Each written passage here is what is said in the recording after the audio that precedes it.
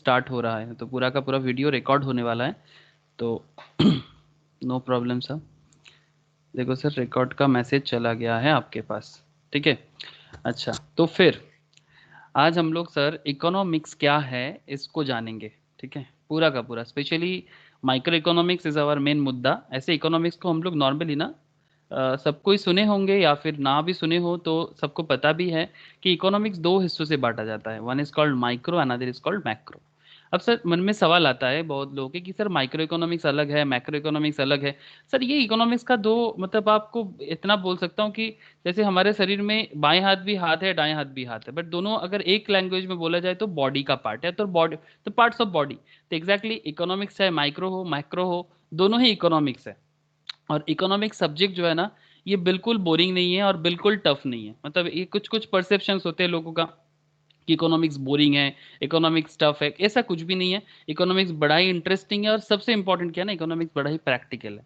Economics बड़ा ही practical है, मतलब जो कुछ भी आपके हमारे आंखों के सामने हो रहा है, एवरीथिंग इज इकोनॉमिक्स। और एक्चुअली हमारा लाइफ ना इकोनॉमिक्स के साथ ना जुड़ा हुआ है। मतलब ये नहीं तो हम नहीं, मतलब इतना बड़ा बात है सर, इकोनॉमिक्स नहीं तो कोई भी नहीं। मतलब जब से दुनिया बना है ना सर, जब से ये वर्ल्ड पैदा हुआ है, मतलब द होल अर्थ जब से बना है तब से, और उसमें जब से इंसान आया है। मतलब एक टाइम था जब डायनासोर वगैरह लोग रहते थे मतलब पता नहीं वो लोग थे कि क्या थे, बट इतना हम लोग मूवीज में देखे हैं कि डायनासोर था। सर था ना डायनासोर एरा, सर मूवीज देखे हो आप लोग? जुरासिक पार्क वगैरह देखे हो किसी ने भी? किसी को आइडिया है सर जुरासिक पार्क देखने का? स्निग्धा को लग रहा है देखा है स्निग्धा। नहीं, ओके। यस, मैंने देखा है। यस सर, देखा है। तो जुरासिक पार्क में जैसे हम लोग डायनासोर एरा देखे हैं, और मैंने जितना सुना कि जिस टाइम पे डायनासोर हुआ करता था उस टाइम पे इंसान नहीं हुआ करता था। लेकिन जब इंसान आ गया दुनिया में, उसके बाद से इकोनॉमिक्स एक बहुत बड़ा बात हो गया, बिकॉज इंसान को जीने के लिए रिसोर्सेज चाहिए।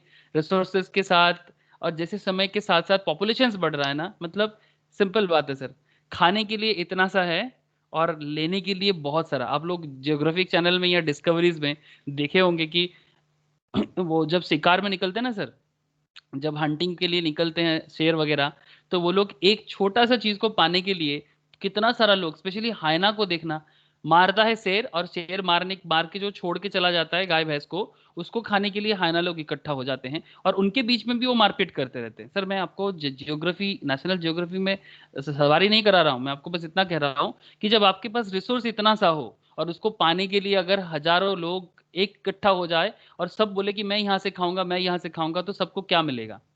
अब सवाल ये है कि इतना अब रिसोर्सेस जितना है क्या उससे चलेगा, या फिर और रिसोर्सेस हमें बनाना पड़ेगा?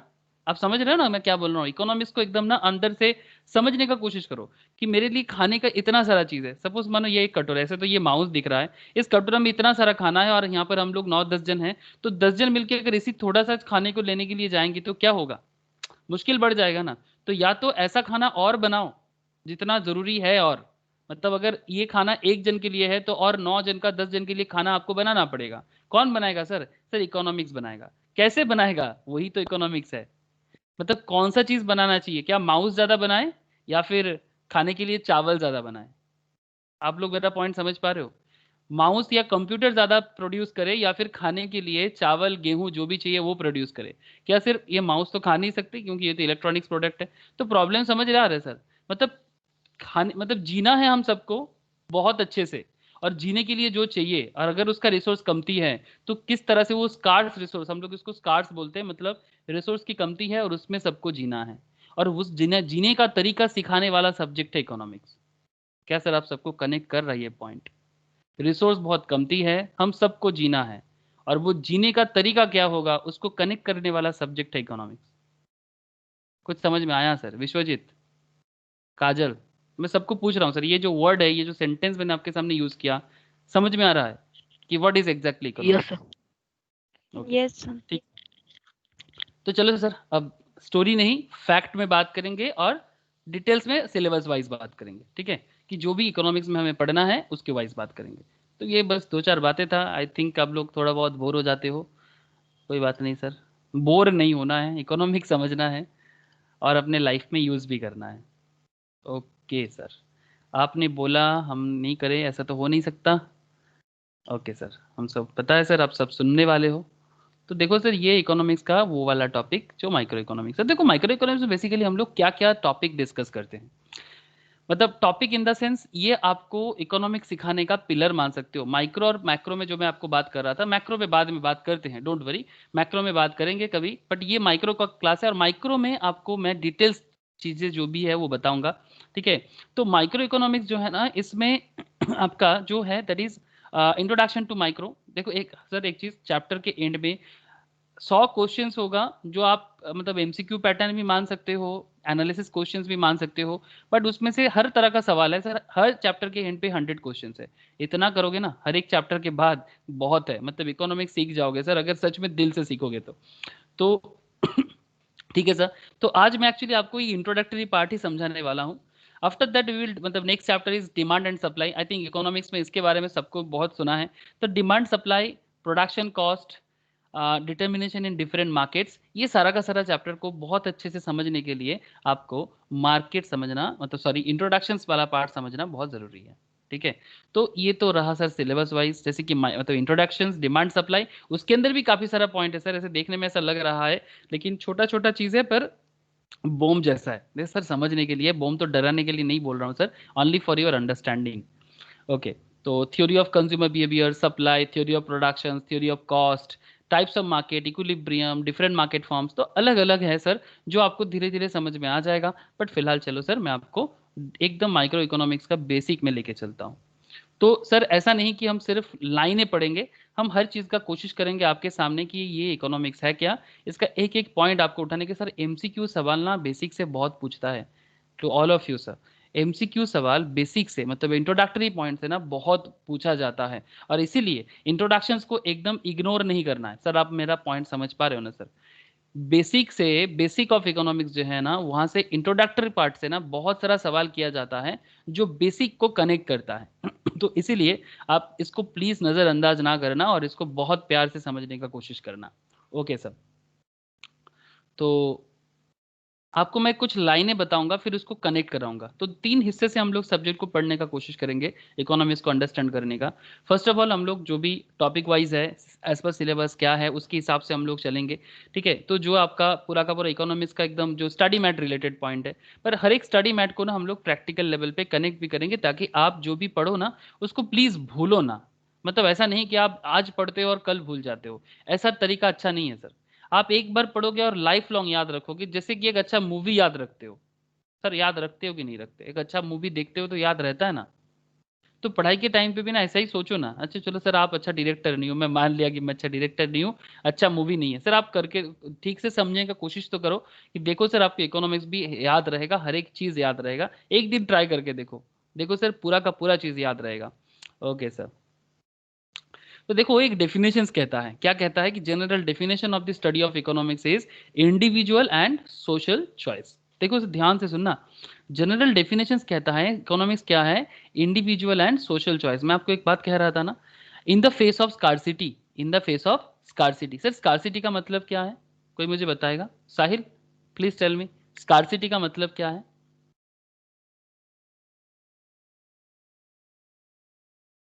What is the meaning of scarcity?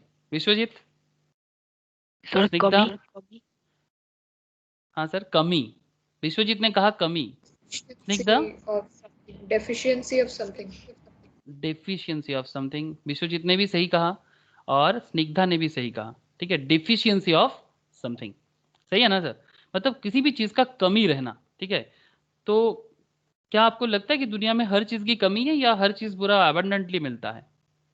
क्या दुनिया में हर चीज की कमी है या फिर हर चीज एबंडेंटली मिलता है, मतलब हर एक चीज बहुत ही ज्यादा मिलता है, या फिर कमी है? सर सबसे ज्यादा कमी किस चीज का लगता है इंसान को, क्या बोलो आप लोगों को, क्या लगता है? लोगों को क्या लगता है कि सबसे ज्यादा कमी कौन सी चीज की है उनके लाइफ में? मैं तो मैक्सिमम फैमिलीज का बात करूं, आप लोग काफी बड़े हो रहे हो, तो मैक्सिमम फैमिलीज, मैक्सिमम लोगों के अंदर क्या चलता है कि सबसे ज्यादा कमी किस चीज का लगता है? एक इन जनरल बात कर रहा हूँ सर, किसी के दिमाग में आ मनी। रहा है sir? Money, thank you Vishwajit. मतलब तो अच्छा कनेक्ट किया कि किसी को भी पूछो भाई पैसा, पैसा सबके पास कमी है। मतलब अंबानी को भी पूछो तो उसके पास भी पैसा का कमी है। आप खुद को, खुद के घर पे पूछो, अगर आपको कुछ अचानक से चाहिए होगा तो घर पे कमी है, मतलब अभी नहीं बाद में, इस तरह का एक चलता रहता है सर। मतलब मनी का कमी ऑलवेज फील होता है। अब ऐसा क्यों? ऐसा ऐसा रीजन है सर, ऐसा नहीं, मतलब ऐसे ही नहीं हो जाते कि कमी हो जाता है, बट ये एक तरह का फीलिंग है। ये इकोनॉमिक्स ना एक सोशल साइंस है, मतलब जो सोसाइटी का नेचर के साथ चलता है, साइकोलॉजी के साथ चलता है। तो अगर आपको इकोनॉमिक्स को दिल से समझना है ना, तो आपको सोसाइटी का जो अंदर वाला फीलिंग है ना, उसको समझना पड़ेगा, तभी जाके आप हर एक टॉपिक को समझ पाओगे और लिख पाओगे, या फिर एमसीक्यू का सवाल का जवाब दे पाओगे, तभी कर पाओगे, केस स्टडी सॉल्व कर पाओगे, एवरीथिंग। क्वेश्चंस आजकल बड़ा केस स्टडीज बेस्ड हो रहा है। तो अगर केस स्टडीज को अंडरस्टैंड करना है ना, तो या फिर मैथ्स को, मतलब इकोनॉमिक्स में मैथ्स भी होते हैं सर, उसको भी आपको अंडरस्टैंड करना है, तो आपको इसको दिल से समझना होगा। अगर आपका कॉन्सेप्ट प्रॉपर बिल्डअप नहीं होगा ना, तो आप क्वेश्चंस पढ़ के समझ ही नहीं पाओगे और गलत करोगे। तो इसीलिए मैं आपको बार बार बोलूंगा कि प्लीज कॉन्सेप्ट बिल्डअप करना। तो कहता है sir, general definition of study of economics is individual and social choice in the face of scarcity. मतलब हर चीज की अभाव है, पैसा की कमी। हर घर में पूछो कि पैसा का कमी। मतलब अंबानी को भी अचानक मानो कि उनका बेटा बोलता है, पापा अभी हम लोगों को ना लगता है कि एक दूसरा हेलीकॉप्टर चाहिए, तो अंबानी का घर से क्या बोलेगा? अंबानी के घर से बोलेगा, देख बेटा अभी तो जियो लॉन्च किए हैं, आजकल तो जियो मार्ट आ गया सर, जियो मार्ट लॉन्च हुआ है, तो थोड़ा वेट कर जा, ठीक है, कुछ देर बाद देते हैं। तो उनका डिमांड उनके जैसा, हमारा डिमांड हमारे जैसा, चाहे अंबानी हो या बम्बानी, ठीक है, सबका अपना अपना इश्यूज है, और सबको ये स्कारसिटी झेलना पड़ता है। सर एग्री करोगे कि नहीं करोगे? मतलब सर जबरदस्ती कोई भी बात ना मानो सर। आप पॉइंट समझ रहे हो कि नहीं, ये बताना। ये स्कारसिटी एक बहुत बड़ा वर्ड है इकोनॉमिक्स में, कि सबको अपना अपना चीजें, मतलब देखो, जनरल डेफिनेशन ऑफ इकोनॉमिक्स क्या कहता है sir? Individual and social choice, हर एक का अपना अपना चॉइस होता है। इसको लाइन नहीं सर, लाइफ समझो। ये जो भी लाइन है ना, ये लाइफ के जैसा काम करेगा, अब आप अगर समझने का कोशिश करो तो। Individual and social choice in the face of scarcity, सबका, अंबानी का अपना, हमारा अपना, आपका अपना, बम्बानी का अपना। बम्बानी कोई होगा सर, मुझे नहीं पता कौन है बम्बानी, बट अंबानी का कोई होगा, मतलब जो अपोजिट ऑफ अंबानी है, ठीक है। अंबानी कोई हाई फाई और बम्बानी कोई लो फाई, कुछ इस तरह का बोल रहा हूं मैं। The law of scarcity implies that consumer wants will never be completely satisfied. Law of scarcity क्या कहता है सर? कंज्यूमर का जो वांट है ना, ये कभी भी सेटिस्फाई नहीं होता है। एन इकोनॉमिकल प्रॉब्लम अराइज होता है दो कारण के लिए। इकोनॉमिक्स का जो प्रॉब्लम है ना, वो दो प्रॉब्लम सॉल्व करने के लिए आते हैं, और वही इकोनॉमिक्स है। सबसे पहला, ये जो अनलिमिटेड वांट है, इसको कैसे चुप कराया जाए। तो सर बच्चे का डिमांड होता है ना सर, अभी चॉकलेट दे दो तो 2 मिनट चुप करेगा, फिर लॉलीपॉप दे दो फिर 2 मिनट चुप करेगा, फिर भैं करना चालू कर देगा। करता है कि नहीं करता? घर पे बच्चा देखे हो कि नहीं देखे आप लोग? कभी भी देखे होंगे कि नहीं देखे होंगे? हाँ काजल, बच्चा लोग कैसे करते हैं सर? अनलिमिटेड वांट जैसे ही करते हैं ना। कभी लॉलीपॉप के लिए रो रहा है, कभी कैडबरी के लिए रो रहा है, कभी कोई खिलौना देख लिया तो उसके लिए रो रहा है। क्या मैं सही बोल रहा हूँ सर? सर प्लीज बताना आप लोग समझ पा रहे कि नहीं? यस सर, ठीक है, हाँ सर। ठीक है। तो ये जो अनलिमिटेड वांट वाला फीलिंग है ना, मतलब एक्चुअली ना पूरा दुनिया के सामने ना हम सर कोई बच्चा है। मतलब जैसे फैमिलीज में हम लोग कोई छोटा बच्चा देखते हैं, तो वो छोटा बच्चा फैमिली का बच्चा है, और उनका डिमांड पूरा करने के पीछे पूरा फैमिली पागल हो जाते हैं। हाँ, कोई बेबी देख लेते हैं कि बेबी कैसे होते हैं, बेबी इमेज, इमेजेस। अब कौन सा बेबी आएगा पता नहीं। हाँ सही बेबी आया, ये बेबी देखो। देखो सर, ये बेबी का डिमांड पूरा करने के लिए पूरा दुनिया इकट्ठा हो जाते हैं। इनका अनलिमिटेड वांट्स होते हैं, और इंसान, हम लोग जो बड़े बड़े इंसान हैं, इनका भी अनलिमिटेड वांट्स है। इसको देखो, इसका तो डिमांड पूरा करना मुश्किल ही लग रहा है। इसको देखो, देख रहे हो सर? मतलब इन लोगों का डिमांड अनलिमिटेड होता है, ठीक है। ये देखो, इसका नींद देखो, मजेदार पिक्चर है सब कुछ। सर पिक्चर नहीं देखना है, अभी इमेज नहीं देखना है आपको, अनलिमिटेड वांट समझा रहा हूँ। किसी को सोने का इच्छा है, किसी को रोने का इच्छा है, ठीक है। सबका डिमांड फुलफिल करते करते दुनिया पागल हो रहा है। अब देखो मैं आपको दूसरा चीज दिखाता हूँ। अब इकोनॉमिकल जो डिमांड है, ये दुनिया है। आपको दुनिया दिख रहा है सर? अब इस दुनिया में कितना लोग रहते हैं, किसी को आइडिया है सर कि पूरा वर्ल्ड में कितना लोग रहते हैं? अप्रोक्स होता है सर, आप अप्रोक्सीमेट बता सकते हो कि इन द होल वर्ल्ड, इस पूरा दुनिया में कितना लोग रहते हैं? How many population are there in this whole world? Anybody have any idea sir? Sir अपनी इंडिया में कितना लोग रहते हैं?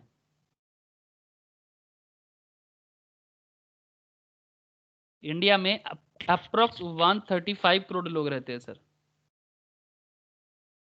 इंडिया में 135 करोड़ लोग रहते हैं अप्रोक्स। चाइना में रहते हैं करीब 150 करोड़ लोग। सर इकोनॉमी को समझना है तो दुनिया को समझना बहुत ज़रूरी है।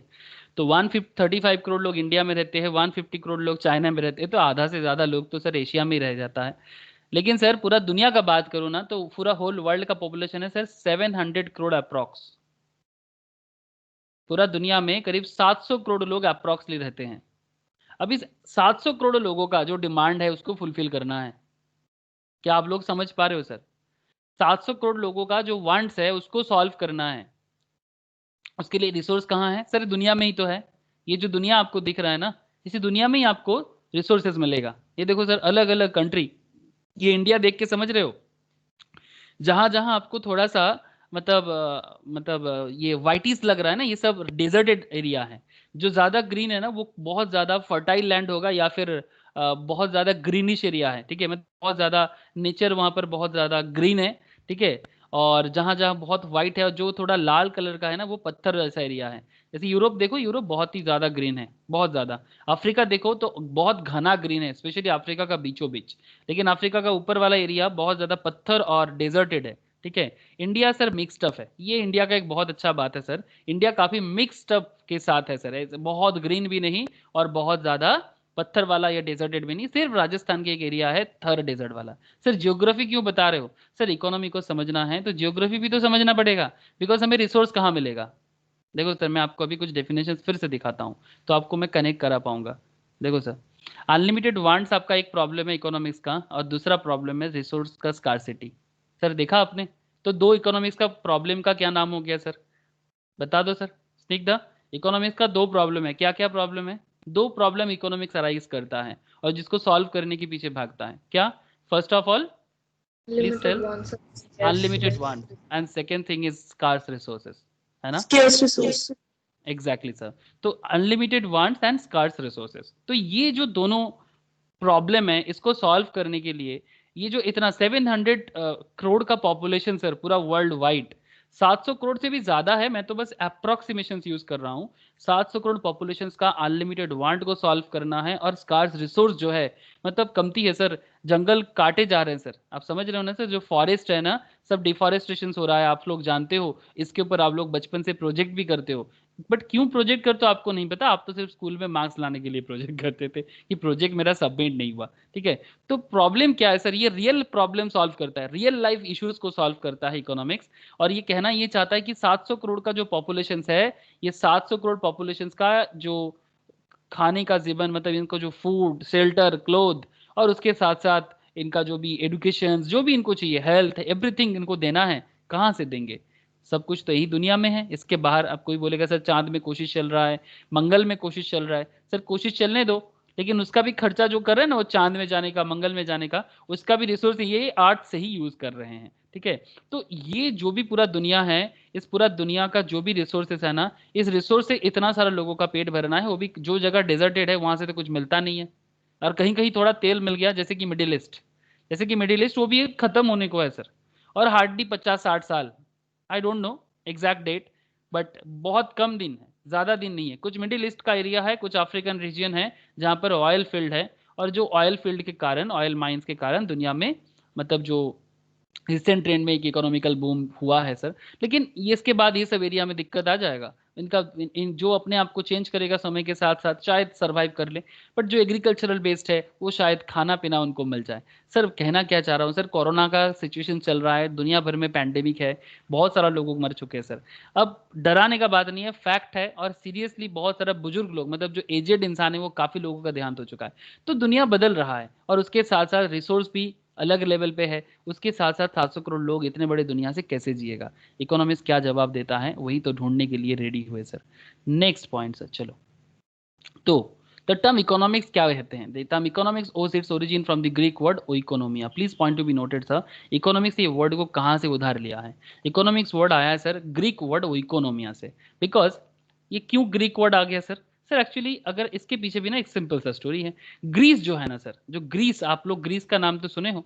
ग्रीस जो है वो यूरोप का एक ऐसा कंट्री है जो मॉडर्न डेट मतलब एरा जब से चालू हुआ है, ऐसे तो इंडिया बहुत पुराना है सर, ये ग्रीक वगैरह जो कंट्री है ना, ये मॉडर्न एरा जब से चालू हुआ है ना, तब से बहुत बहुत ज्यादा पॉपुलर हुआ था। अलेक्जेंडर का नाम आप लोग सुने हो, लोग उनको ग्रेट कहते हैं, मैं उनको ग्रेट नहीं मानता, बिकॉज जो इतना लोगों को मारता है सर वो ग्रेट नहीं हो सकता। हाँ, वो अपने जमाने में वो कुछ करके दिखाया, that's a different issue, but I don't think कि वो कोई ग्रेट था। मतलब लोग कहते हैं sir Alexander the great, I don't think, ये किताब में जबरदस्ती पढ़ाया जाता है। ये जो ग्रीस है सर, मैं आपको ग्रीस लेके जाऊंगा। ये ग्रीस में ना इनका एक अपना क्या है ना, ग्रीस का ये देखो जा रहे सर, आपको देख के ही पता चलेगा कि काफी एंशियंट है, ठीक है, काफी पुराना है ये ग्रीस, ठीक है, यूरोप के नीचे है। और यहाँ पर जो जो भी इसका मेन जो स्ट्रक्चर्स वगैरह देख के आपको समझ में आएगा, मॉडर्न एरा में काफी फेमस हुआ था, ठीक है। तो इसके लिए ना इनका जो भी स्ट्रक्चर्स वगैरह है, इनका जो भी इकोनॉमी बहुत बूम हुआ था, और इसका इकोनॉमी इतना डेवलप किया था कि उसके बाद यूरोपियन नेशंस में जब भी लोग इकोनॉमिक्स का बात करता था, आज ग्रीस का इकोनॉमी बहुत अच्छा नहीं है सर, आज ग्रीस का इकोनॉमी वर्ल्ड का वन ऑफ दी मतलब वर्स्ट इकोनॉमी से एक चल रहा है। लेकिन एक जमाना था आज से 1500 साल पहले, आज से 1500 साल पहले मतलब 1500 years back, maybe Greece का इकोनॉमी बहुत, मे बी नहीं सर सच में था। तो इसलिए बाकी यूरोपियन नेशंस ग्रीस को फॉलो करने लगा और उन्हीं का वर्ड्स वगैरह, उनका कल्चर्स वगैरह यूज करने लगा। तो शायद वही रीजन होगा कि वहीं से ओइकोनोमिया वर्ड आया था। और ओइकोनोमिया का मतलब क्या था सर, हाउस होल्ड मैनेजमेंट। ओइकोनोमिया का मतलब क्या है सर, हाउस होल्ड मैनेजमेंट। तो ये इकोनॉमिक्स अपना वर्ड जो है वो कहाँ से लिया है सर, इकोनॉमिक्स अपना वर्ड जो है ये ओइकोनोमिया से लिया है, जिसका मतलब होता है sir house hold management. Sir समझ में आ रहा है सर, कुछ बेसिक बातें हैं सर, ये इंपॉर्टेंट होता है। तो economics owes its origin from the word oikonomia. Oikonomia, oikono का मतलब होता है इकोनॉमिक्स, मतलब हाउस होल्ड, एंड नोमिया का मतलब होता है management, that's why the word is called economics. जो बाद में इंग्लैंड, इंग्लिश में इसको इकोनॉमिक्स कहते हैं, इंग्लैंड इसको इकोनॉमिक्स नाम दिया है, ठीक है। क्योंकि इंडिया जो है ना सर वो इंग्लैंड का कॉलोनी था काफी देर तक, लास्ट 200 ईयर्स बैक तक, इसलिए हम लोग इसी तरह से पढ़ते हैं। बट अगर आपको मैं, जिसने इकोनॉमिक्स को, European Nations and modern economy को डेवलप किया, अगर मैं उनके बारे में बात करूं तो वो कौन है सर, ये इनका कहना जो है ना सर, इस तरह का जो लाइंस है काफी इंपॉर्टेंट है, डेफिनेशंस वगैरह, बिकॉज ये एग्जाम में डायरेक्टली आपको पूछता है कि, क्या पूछता है सर, एकदम सिंपल पूछ लेता है, साइंस ऑफ वेल्थ, क्या पूछता है सर।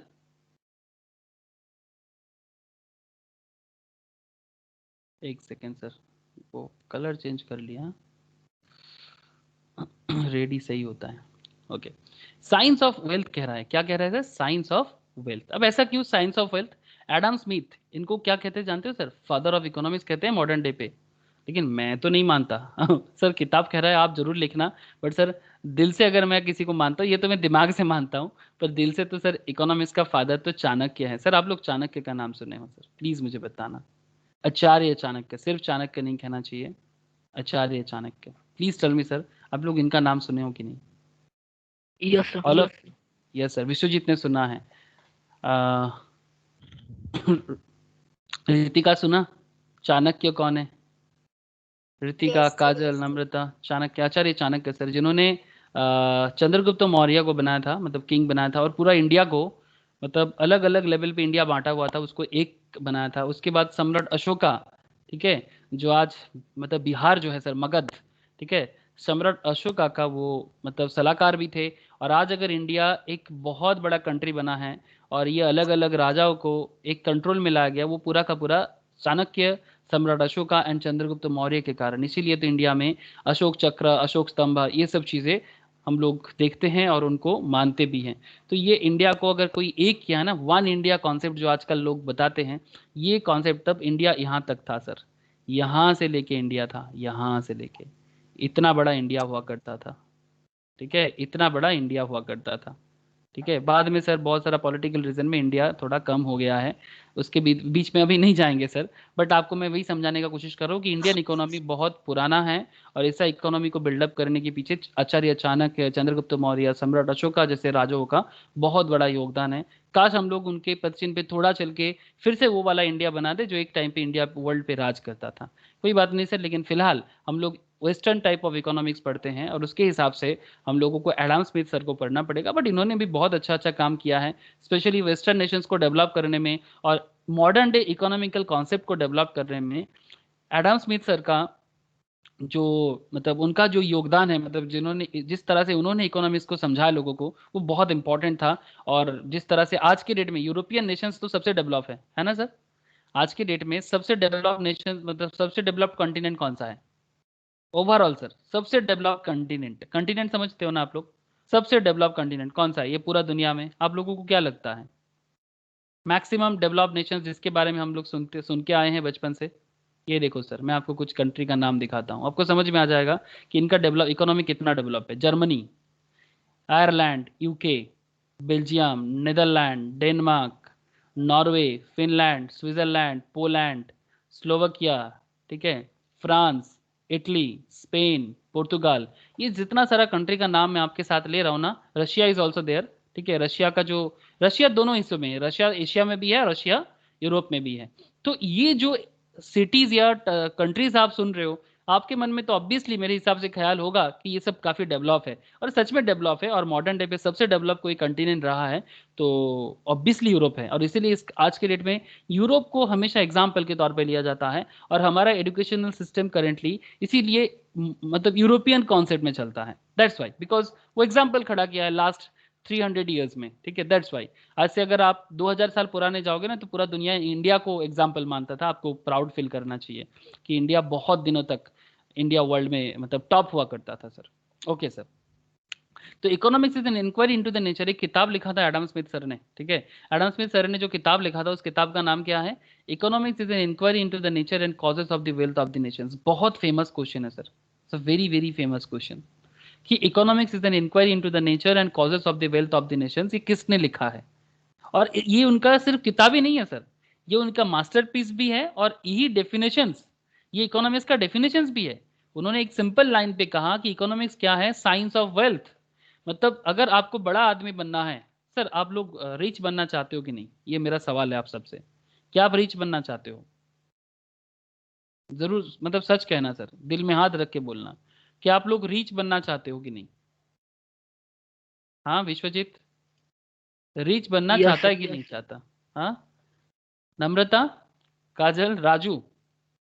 राजू, বড় লোক হতে চাস কি চাস না?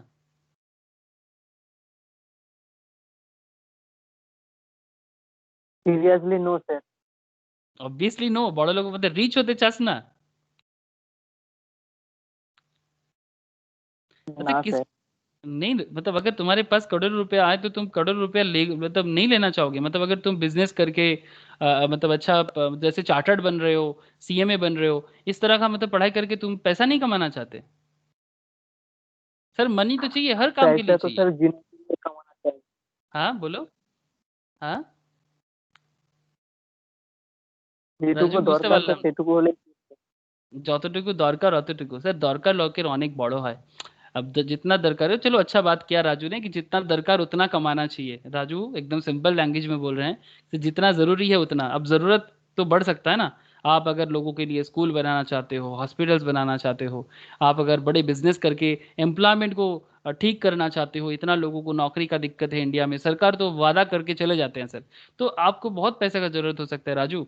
मतलब मैं आपको सिर्फ नहीं बोल रहा हूँ, मैं आप सबको बोल रहा हूँ कि अगर आप एज एन एंटरप्रेन्योर अपने आप को बिल्डअप करते हो कि इंडिया का जो करंट इकोनॉमिकल क्राइसिस है, जॉब नहीं है, लोग सिर्फ पागल की तरह सरकारी नौकरी के पीछे भाग रहा है। अब सरकार के पास क्या करेगा? सरकारी नौकरी वाले जो करते हैं, ऑर्गेनाइजेशन खराब हो रहा है, बिकॉज जो सरकारी ऊंचे पद में है ना, मतलब ऊंचे ओहदा में काम करते हैं, वो मतलब उनको ना सिर्फ तनख्वाह का पड़ा रहता है, ऑर्गेनाइजेशन का डेवलपमेंट का पड़ा नहीं रहता। तो वो ऑटोमेटिकली ना ऑर्गेनाइजेशन का डेवलपमेंट नहीं होता। तो अगर डेवलपमेंट नहीं होगा तो नौकरी कहाँ से आएगा? और नौकरी नहीं होगा तो एम्प्लॉयमेंट, बेकारी सब लगा रहता है। तो आप इस तरह से सोच सकते हो सर, मतलब you can think like that, because आप तो अभी सीखने के स्टेज में हो। तो आप ऐसे सोच सकते हो कि अगर आप ऐसा कुछ करो कि जिसमें एक एंटरप्रेन्योरशिप क्रिएट हो, जिसमें लोगों को जॉब मिले, जिसमें कोई बिजनेस बने। ठीक है, आजकल हो रहा है सर, आजकल इस तरह का कॉन्सेप्ट बन रहा है और लोग ऐसा कर रहा है। तो इकोनॉमिक्स प्रॉब्लम सॉल्व करने के लिए जो ये जो अनलिमिटेड वांट्स, ये जो इतना सारा स्कार्सिटी, जॉब का स्कार्सिटी, ठीक है, इसको सॉल्व करने के लिए आपको शायद बहुत पैसे का जरूरत हो सकता है। शायद आज आपका नीड उतना बड़ा नहीं है, बिकॉज आज आप छोटे हो, बट जितना देरी के साथ साथ आप बड़े होते जाओगे ना, शायद आपके पास नीड क्रिएट होगा। और नीड बड़ा मतलब सर सिर्फ खुद के लिए पैसा कमाना is not the money. The need for money is not for only yourself. The need for money can be for the global, for the whole populations of your state. अगर आप वेस्ट बंगाल से हो तो पूरा बंगाल को ठीक करना चाहोगे, अगर आप कोई डिस्ट्रिक्ट से हो, suppose you are from the East Midnapore, I know you are from the East Midnapore district of the West Bengal, तो आप ईस्ट मिदनापुर को टॉप लेवल ऑफ इंडिया बनाना चाहते हो, तो शायद आपका ऑब्जेक्टिव बढ़ जाए, मे बी। तो ये डिपेंड करता है सर, ऑब्जेक्टिव के ऊपर ऑब्वियसली बहुत कुछ डिपेंड करता है। लेकिन सर पूरा दुनिया तो, चाहे आप ना बोलो और हाँ बोलो, ये तो आपको मानना ही पड़ेगा, the whole world is behind the money. सब वेल्थ क्रिएट करने के पीछे भाग रहा है, लेकिन हर कोई बन नहीं पा रहा है सर, क्योंकि प्रॉपरली साइंस को समझ ही नहीं पाया किसी ने। इसलिए ये इकोनॉमिक्स जो किताब है आज भी मिलता है सर, अगर आप अमेजोन में ढूंढो ना, ये किताब मिलता है, मैं आपको दिखा सकता हूँ, अमेजोन में मिलता है ये। काफ़ी बड़ा किताब है। इन इकोनॉमिक्स, ये डेफिनेशंस को एक बार समझते हैं सर, प्लीज़ एक बार डेफिनेशंस को समझते हैं। बहुत फेमस डेफिनेशंस है एडम स्मिथ सर का।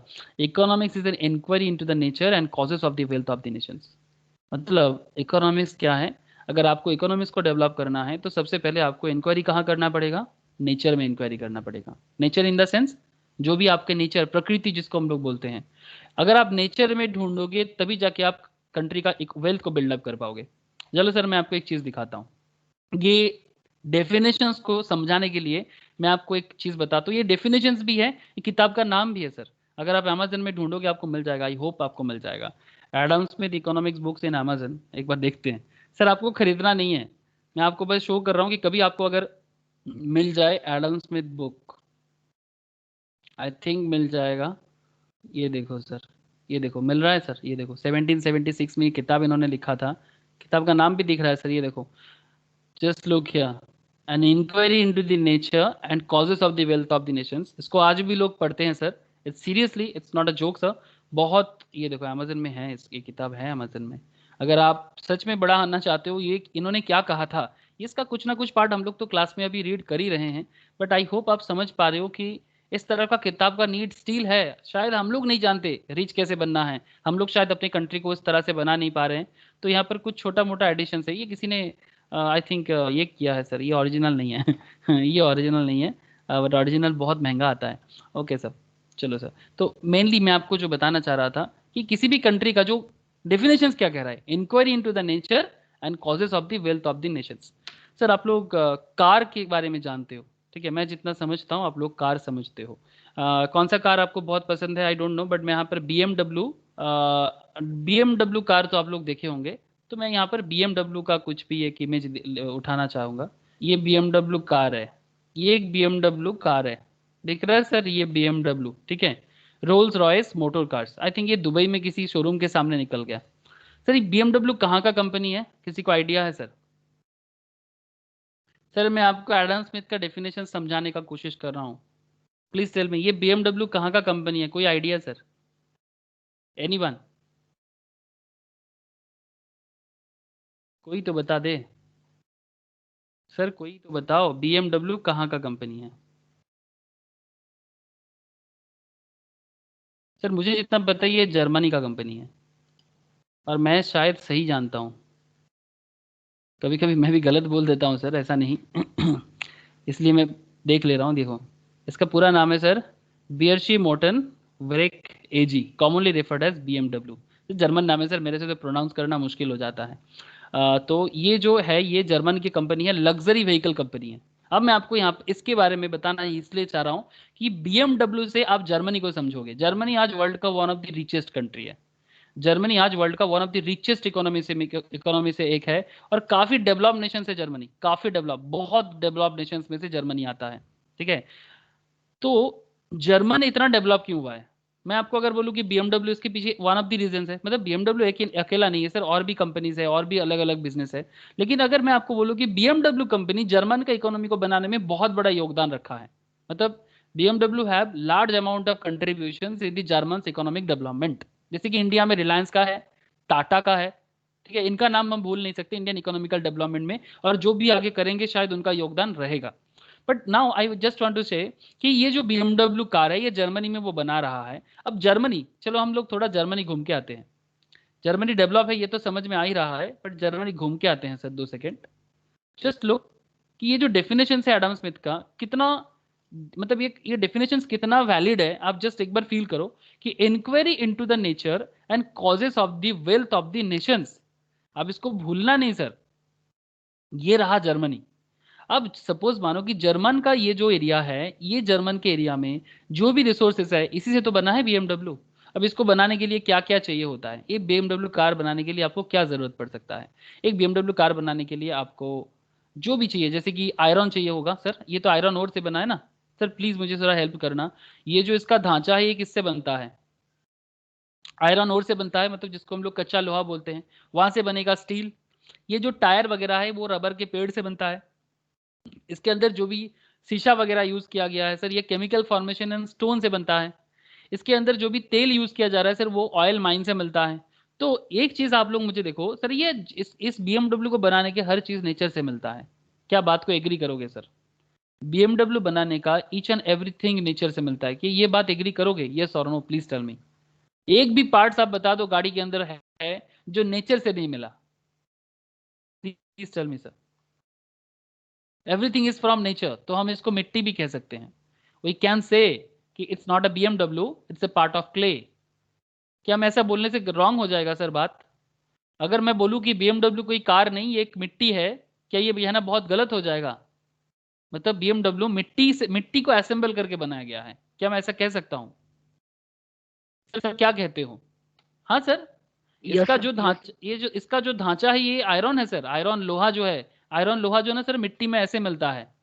मैं आई थिंक उस दिन मैनेजमेंट क्लास में मैं समझा रहा था, जिनका मैनेजमेंट होता है, उस दिन मैं समझा रहा था उसको। आयरन और देखो सर, जो मेन इसका जो ढांचा है सर, जस्ट लुक आयरन और, जस्ट मिट्टी जैसा देखने में है, जस्ट लुक हियर, ये देखो, माटी तो है सर, माटी नहीं है क्या? एकदम ऐसा होता है, आपको समझ ही नहीं आएगा नॉर्मल मिट्टी और आयरन में। फिर इसको बाद में ना, इसको बाद में प्रोसेस किया जाता है और फिर जाके आपका स्टील बनता है, और फिर स्टील को एक स्ट्रक्चर देके इस तरह का स्ट्रक्चर बनाया जाता है, जिससे कि हम लोग कार में देख रहे हैं। ठीक है, रबर का पेड़ से रबर बनता है सर, रबर कोई आर्टिफिशियल, कोई भी चीज दुनिया में आर्टिफिशियल नहीं है। रबर ट्री देखो सर, ऐसे होते हैं रबर ट्री, उससे इस तरह का व्हाइट कलर का, मतलब जो रस आता है ना, उसको जमा करके रबर बनाया जाता है। ठीक है, ये कुछ प्लांटेशन से आप देख सकते हो। ठीक है, ट्री मतलब ये रबर का पेड़ ऐसे देखने में होता है। तो ये जो भी ये मिट्टी से आ रहा है, तो रबर बिना चक्का नहीं बनेगा। अब कोई बोलेगा sir oil mines, sir Dubai या मिडिल ईस्ट का कंट्रीज जो है, वो तो ऑयल माइंस मिट्टी के नीचे से ही आता है।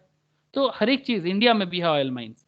ऑयल माइंस इन इंडिया अगर बात करें तो ये देखो, ये बॉम्बे हाई है, it's a Bombay high. Bombay high Mumbai में है सर, अरेबियन सी में है, वहां पर एक इंडिया का ऑयल माइंस है। ऐसे इंडिया में ऑयल माइंस ज्यादा नहीं है सर, थोड़ा सा है, बट है सर, थोड़ा बहुत है। ठीक है, अगर कभी भी आप मुंबई विजिट करते हो, तो मुंबई से अगर आप 40 मिनट दूर ताज, ताज होटल जो है ना sir, gateway of India जो है, गेट वे ऑफ इंडिया से थोड़ा अंदर 5-10 किलोमीटर जाओगे, समुद्र में जाने को मिलता है सर। तो आपको इसके अंदर जाने को नहीं मिलेगा, बट आप दूर से देख सकते हो कि वो बॉम्बे हाई है और वहां पर ऑयल माइंस है। ठीक है, ये कुछ इस तरह का एरिया में दिखता है। तो ये सारा का सारा जो भी मैं आपके साथ बात कर रहा हूँ, कि BMW अगर जर्मनी में बना तो आज जर्मन का इकोनॉमी डेवलप हुआ, यस और नो?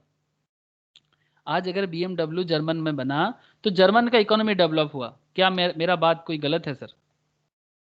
चाहे not only BMW, Mercedes, BMW, ये सारा का सारा, वो वोक्सवागन, ये सब जर्मन का कंपनी है। आज इंडिया का कंपनी में भी टाटा, हीरो होंडा, इस तरह का कंपनी इंडिया में बन के आज ये भी वर्ल्ड लेवल में अपना बिजनेस को बढ़ाया सर। हीरो होंडा बहुत फेमस कंपनी बना है, टाटा भी बहुत सारे कंपनी में काम करते हैं, मतलब बहुत सारे कंट्रीज में अपना प्रोडक्ट को शेयर करते हैं। Maruti Suzuki is also there. तो लेकिन सर BMW, मर्सिडीज, ये तो एक अलग ही लेवल का है ना सर। तो ये इसका जो लेवल है, ये सेल करके जर्मन का ये कंपनी अपना प्रोडक्ट सेल करके दुनिया भर में इनकम करके ला रहे हैं, और उससे क्या होता है ना, जर्मन का इकोनॉमी डेवलप करता है। सर दिमाग देखो सर, सोच देखो, नेचर में ढूंढना है। एडम स्मिथ का बात को ना एकदम, मतलब पॉइंट पॉइंट में माना है sir. Inquiry into the nature and causes of the wealth of the nations. चलो सर, आपको एक दूसरा एग्जांपल लेके चलता हूं। आज इकोनॉमी को तो समझ के ही जाना है सर क्लास से, मतलब ऐसा नहीं कि आप इकोनॉमिक्स को जानने का कोशिश नहीं करोगे तो फिर इकोनॉमिक्स पढ़ने का फायदा नहीं है। सर आप सिलिकॉन वैली देखे हो कभी? सर देखे शायद नहीं हो, बट आपको मैं लेके चल रहा हूं। ये है सिलिकॉन वैली, कहाँ जा रहे हैं सर? देखो सर, ये सिलिकॉन वैली कहाँ है बोलो तो? USA में है सर, कैलिफोर्निया में, San Francisco, San Jose, California area में है सिलिकॉन वैली। ये सिलिकॉन वैली इसलिए सिलिकॉन वैली कहा जाता है, आज के डेट में जितना भी मॉडर्न कंपनीज बना है ना सर, जैसे कि गूगल, माइक्रोसॉफ्ट, फेसबुक, जितना भी एप्पल, ये सारा का सारा सिलिकॉन वैली में बना है। ये सिलिकॉन वैली इसलिए कहा जाता है बिकॉज इसका जो मिट्टी है यहाँ पर सिलिकॉन मिलता है, माइंस है सर। आज जो मोबाइल में हम लोग डेटा स्टोर कर पाते हैं सर, या फिर लैपटॉप कंप्यूटर में जो भी डेटा स्टोर कर पाते हैं ना, ये डेटा स्टोर तभी पॉसिबल होता है क्योंकि इसमें सिलिकॉन रहता है। मदरबोर्ड के अंदर सिलिकॉन रहता है, मोबाइल के चिप के अंदर सिलिकॉन रहता है, तब जाके आप मोबाइल में पढ़ाई कर सकते हो। चिप में स्टोरेज होता है, रैम में स्टोरेज होता है, तभी जाके आपका मोबाइल चलता है, आपका लैपटॉप कंप्यूटर चलता है। तो अगर सिलिकॉन ना होता ना, तो ये इतना सारा चीज इकोनॉमिकल डेवलपमेंट नहीं होता। लेकिन सर सिलिकॉन रहने से ही तो बात नहीं बनेगा। आज से 1000 साल पहले भी था, लेकिन किसी को पता नहीं था। ये जो डिस्कवरी हुआ ना सर, ये डिस्कवर नहीं हुआ था। जब से डिस्कवर हुआ है, ये लोग सिलिकॉन वैली में एक से बढ़कर एक कंपनी बनाया जा रहा है। ये देखो, ये दिख रहा है सर, ये सिलिकॉन वैली में ये क्या है जानते हो? ये एप्पल का हेडक्वार्टर है सर। हम आपको रियल में बता सकता हूँ, मुझे पता है, ये मुझे एक्चुअली मुझे एक्सपीरियंस है इसलिए बता रहा हूँ। ये एप्पल का हेडक्वार्टर है। तो सिलिकॉन वैली में अगर कभी भी आपको मौका मिला ना लाइफ में, वहाँ पर पढ़ने का भी मौका मिल सकता है। आप अगर फाइनेंस में अच्छे होते हो तो वहाँ पर किसी कंपनी में आप एज ए फाइनेंशियल मैनेजर भी जा सकते हो। ठीक है, अकाउंट्स, फाइनेंस, चार्टर्ड करके, कॉस्टिंग करके अच्छा डिमांड होता है सर आजकल वहाँ पर भी। तो या फिर इंडिया में भी बहुत सारा चल रहा है सर। इंडिया का सिलिकॉन वैली बैंगलोर को कहता है, बिकॉज यहाँ पर इंडिया में काफी सारे कंपनीज बनते हैं। तो आज अगर पूरा का पूरा यूएसए जिस तरह से डेवलप कर रहा है, गूगल जैसे कंपनी जैसे डेवलप कर रहा है, उसके पीछे नेचर का बहुत बड़ा योगदान है। और एडम स्मिथ सर का ये बात बहुत बड़ा इंपॉर्टेंस ही रखता है कि inquiry into the nature and causes of the wealth of the nations. क्या ये बात समझ में आया sir? Please tell me sir. मैं थोड़ा सा जबरदस्ती समझा रहा हूँ, बट क्या करे सर, ये तो मतलब जो है वो मुझे बताना पड़ेगा। मतलब ये इनका जो डेफिनेशंस है, इनको कोई नजरअंदाज नहीं कर सकती। ये डेफिनेशंस तो एग्जाम में पूछ ही लेता है। लेकिन सर आप डेफिनेशंस को सिर्फ रटोगे या फिर समझोगे भी? प्लीज टेल मी सर, समझ में आया कि नहीं आया? Economics is an inquiry into the nature and causes of the wealth of the nations. ये किताब भी बन गया सर, मैं आपको किताब भी दिखाया 1776 का। Please tell me sir. Snigdha clear तो? Pritika, Ankita, Yes, sir. Okay, Kajal, Yes, sir. Okay. तो दैट्स वाई, मतलब बार बार मैं कहने का कोशिश कर रहा हूँ कि इसको लाइन नहीं सर, इसको लाइफ समझो। तो आप एक कंट्री डेवलप ऐसे नहीं होता। हम लोग ना, मतलब जैसे इंडिया, हम लोग कैसे होते हैं ना, कहीं पर भी थोड़ा सा एक स्ट्रक्चर मिल जाए तो हम लोग, जैसे शॉपिंग मॉल बहुत देखने में सुंदर होता है ना शॉपिंग मॉल, तो हम लोग क्या करते हैं, शॉपिंग मॉल में जाते हैं और सेल्फी खींच लेते हैं। सर शॉपिंग मॉल में जाके सेल्फी खींचने में मुझे कोई दिक्कत नहीं है। I don't have any problem any with this that. But problem ये है ना कि हम चाहे ना अपना हर चीज को बहुत अच्छा कर सकते हैं, बट उसके लिए जो सोच है ना, जो इकोनॉमिकल कॉन्सेप्ट है, जो पढ़ाई चाहिए, जो एजुकेशन चाहिए, जो ढूंढना है आपको, वो ढूंढता कोई नहीं है, सिर्फ सेल्फी खींच के चले आते हैं। That's the problem. मतलब मुझे और कुछ नहीं है, मुझे चाहिए कि एक प्योर नॉलेज और उसको यूज करना। मतलब ये मेरा पर्सनल मानना है, दैट्स व्हाई मैं बोल रहा हूँ। ओके, जेबी से क्या कह रहा है सर? जेबी से इनका इनका कहना बहुत इंपॉर्टेंट इसलिए कि एग्जाम में ऐसे सवाल करते हैं। ठीक है, आपको आपको मैं स्टोरी भी सुना रहा हूँ और जो भी पूछते हैं वो भी बता रहा हूँ। Science which deal with wealth, science which deals with wealth, J B Say का कहना है कि साइंस उस तरह का साइंस है इकोनॉमिक्स जो वेल्थ को लेकर डील करता है। बड़ा सिंपल कह रहा है। एक फीचर्स कहता है कि साइंस ऑफ वेल्थ में कि creation of wealth is very important problem. मतलब वेल्थ क्रिएट करना ना एक बहुत इंपॉर्टेंट प्रॉब्लम है, बहुत इंपॉर्टेंट प्रॉब्लम। मतलब हर घर में ना, चाहे आप कितना भी बोलो कि आपका कोई दिक्कत नहीं है, बट फाइनेंशियल दिक्कतें सबको होता है और फाइनेंशियल फ्रीडम का जरूरत सबको होता है। तभी तो आज के डेट पे आप इतना एजुकेशन ले रहे हो, और आज सबसे पहले आप क्या चाहोगे कि आप फाइनेंशियल फ्रीडम हो जाओ। मतलब आपको, आप आर्थिक रूप से अपने पैरों में खड़ा हो जाओ, आपको किसी के ऊपर डिपेंड ना करना पड़े। ये ऑब्जेक्टिव है सर सबके मन में। अगर वो ना भी बोले ना, उसके एक अंदर वाला आत्मा होता है, वो कहता है कि हाँ मुझे वेल्दी बनना है, मुझे वेल्दी बनना है, मुझे अपने पैरों में खड़ा होना है। What is the meaning of अपने पैरों में खड़ा होना? मतलब आमी निजेर पाए दाड़ाते चाहिए, इस तरह का लैंग्वेज हम लोग बंगाली में यूज करते हैं कि हम अपने पैरों में खड़ा होना चाहते हैं।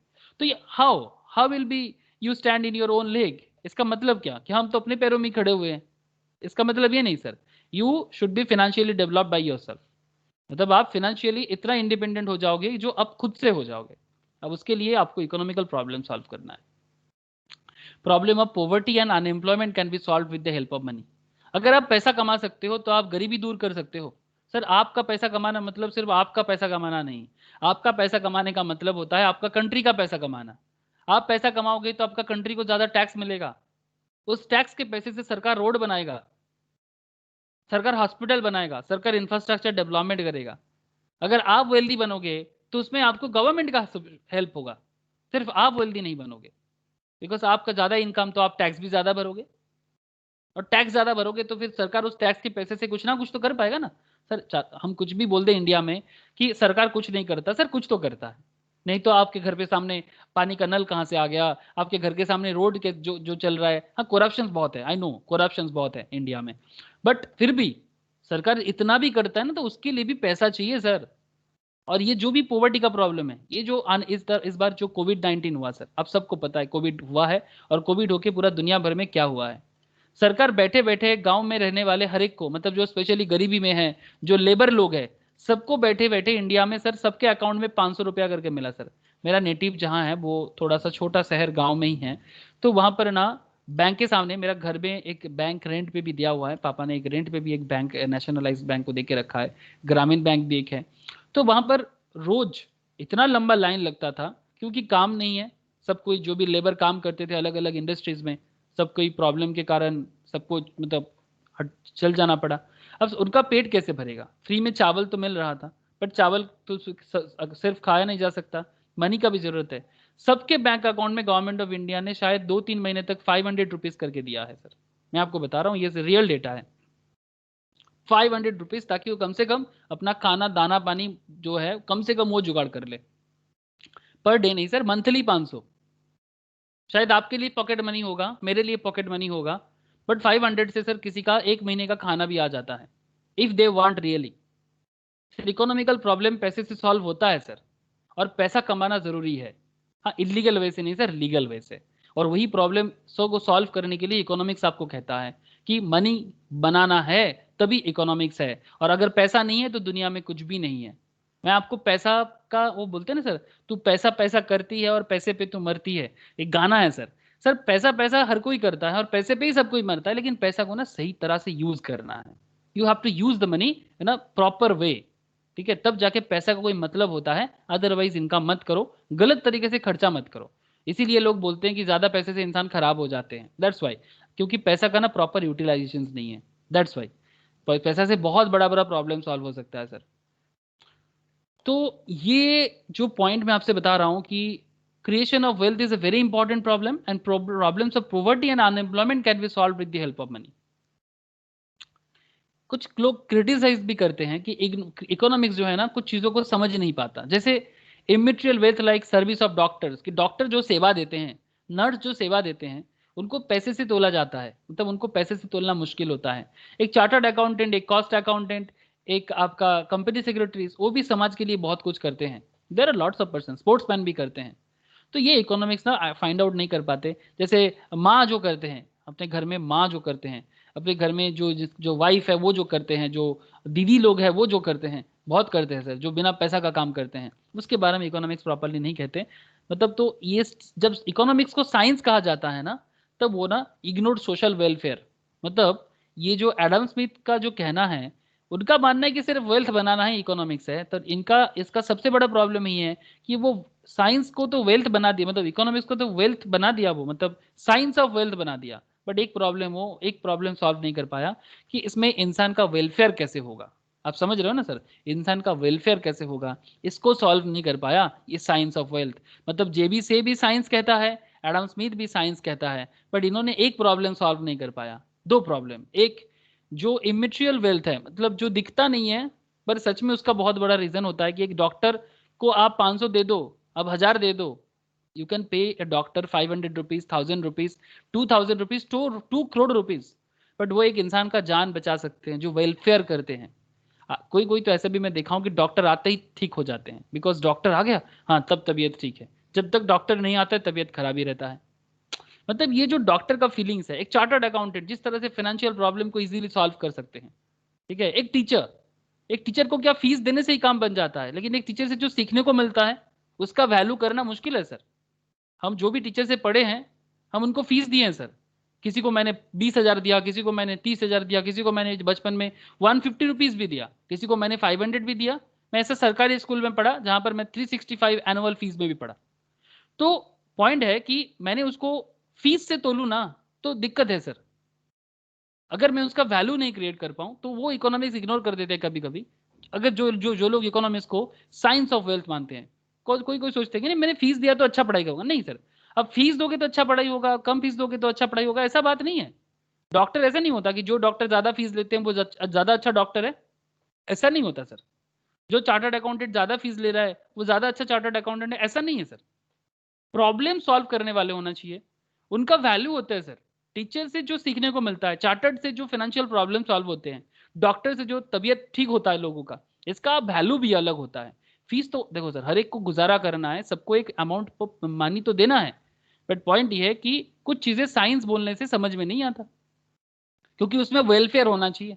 तो इस वेलफेयर वाला प्रॉब्लम को बाद में, जब एडम स्मिथ ने ये प्रॉब्लम सॉल्व नहीं कर पाया या जेबी से ने इस प्रॉब्लम को सॉल्व नहीं कर पाया, तो एक बंदा आया सर, इनको भी इकोनॉमिक्स में बहुत सेलिब्रेट किया जाता है। इनका नाम क्या है sir? Science of material wellbeing कहता है कि इकोनॉमिक्स क्या है। इनका मानना नहीं है कि ये साइंस है, बट साइंस ऑफ वेल्थ नहीं है, ये साइंस ऑफ मेटेरियल वेलबींग कह रहा है। ठीक था? पॉइंट समझ में आ रहा है ना? एडम स्मिथ ने बोला कि साइंस ऑफ वेल्थ, बट ये कह रहा है sir material of well being. Sir आप लोगों को कनेक्ट हो रहा है? मुझे प्लीज बताइएगा।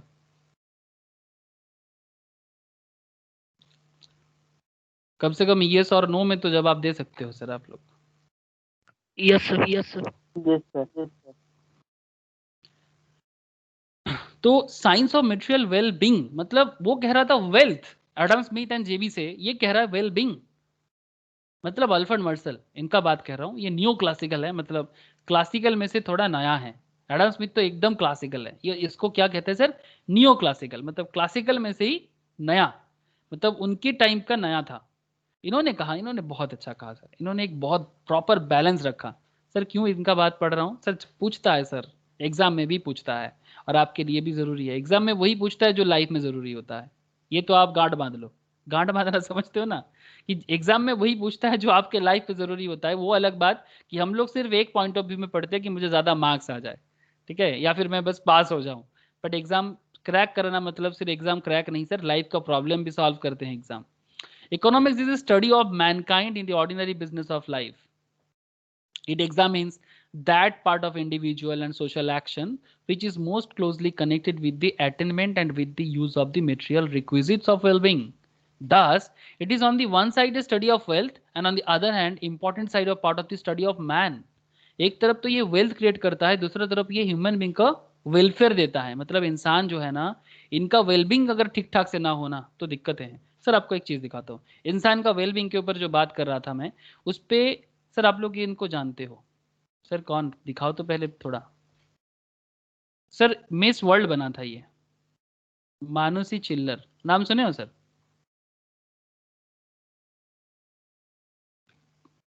नाम सुने हो किसी ने मानुसी चिल्लर का? मिस वर्ल्ड, मिस वर्ल्ड या मिस यूनिवर्स ऐसा तो कुछ बना था। क्या बना है sir? Miss world, miss world. Miss world बना है।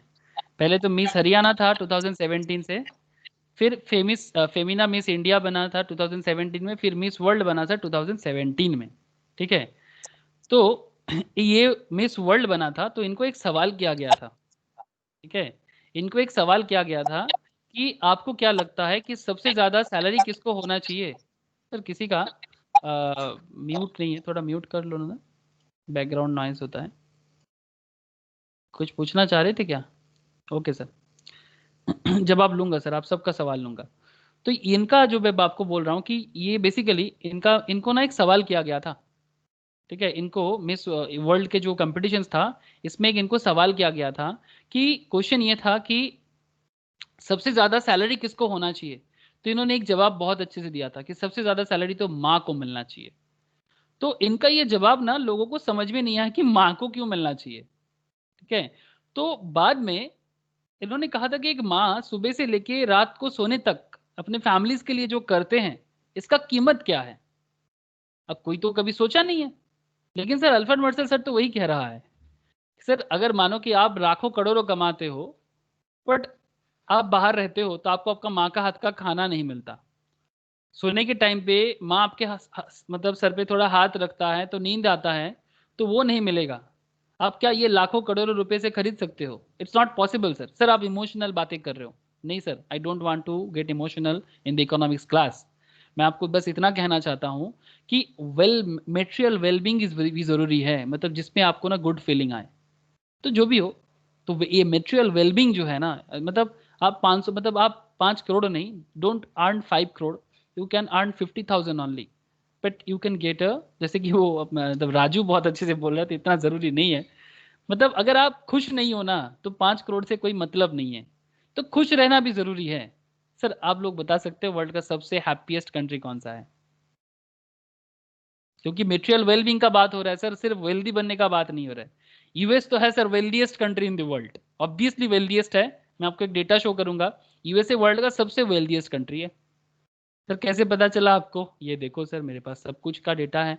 ये आपका एक फेमस जगह से मैंने लिया, फेमस एक फाइनेंशियल ग्राफिक है, क्योंकि मैं शेयर मार्केट पे पढ़ाता हूँ ना, तो वहाँ पर ये सब डेटा मुझे बहुत चाहिए होता है। आपके साथ भी मैं शेयर करूंगा और आपका जीके भी स्ट्रांग हो जाएगा इसमें। ये देखो सर, ये मार्केट कैपिटल से पता चलता है कि कौन सा कंट्री में कितना पैसा है। यूएस जो सर ये 36 ट्रिलियन डॉलर का इकोनॉमी है। चाइना को देखो सर, ये 9.4 ट्रिलियन डॉलर का इकोनॉमी है। जापान सर 6 ट्रिलियन डॉलर का इकोनॉमी है। हांगकांग 5.7 ट्रिलियन डॉलर का इकोनॉमी है। यूके सर 2.8 ट्रिलियन डॉलर का इकोनॉमी है। Market capitalisation, largest market capital, मतलब इतना पैसा इस मार्केट से आएगा सर या आ रहा है। UK sir 2.8 trillion, France 2.5 trillion, Germany 2.3 trillion, Canada 2.3 trillion, Saudi Arabia 2.3 trillion, India 2 trillion dollar का इकोनॉमी है। मतलब इंडिया टॉप 1 2 3 4 5 6 7 8 9 10th पोजिशन पे आते हैं करंट मार्केट कैपिटलाइजेशन पे। समझ में कुछ आ रहा है सर? तो इसका मतलब इंडिया भी, लेकिन इंडिया का एक प्रॉब्लम है, इसका ये इकोनॉमी का जो पॉपुलेशन के अंदर बांटेंगे ना तो 135 करोड़ में बांटना पड़ता है। ठीक है, यूएस का 36 ट्रिलियन ना सिर्फ 30 करोड़ के अंदर बांटना पड़ता है। मतलब there are only 30 crore population and India में है 135 करोड़ पॉपुलेशन, इसलिए दिखता नहीं है सर। सब वही बोल रहा था ना, थोड़ा सा रिसोर्स और इतना लोग खाएगा तो क्या होगा। समझ में आ रहा है? चाइना का भी प्रॉब्लम है सर, 150 करोड़ में बांटना पड़ता है।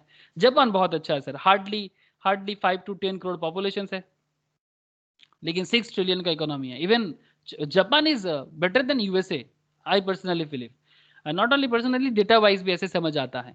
तो आप समझ पा रहे हो कि इकोनॉमिकल डेवलपमेंट वर्ल्ड वाइड की भी आपको मैं कोशिश कर रहा हूँ समझाने का। तो अल्टीमेटली मेटेरियल वेलबिंग में मन से चिल्लर के बुस करने, मतलब वो कहने के बाद वर्ल्ड लेवल में इकोनॉमिस्ट लोगों ने ना चालू कर दिया कि भाई माँ का सैलरी कितना होना चाहिए। तो मिनिमम सैलरी माँ का सैलरी कितना होना चाहिए जानते हो? Mother salary in our family, minimum जो वो करते हैं उसको अगर प्रॉपरली वैल्यू किया जाए तो 45,000 पर मंथ देना सर अपने अपने माँ को। सर आप देते हो क्या? नहीं सर नहीं देते।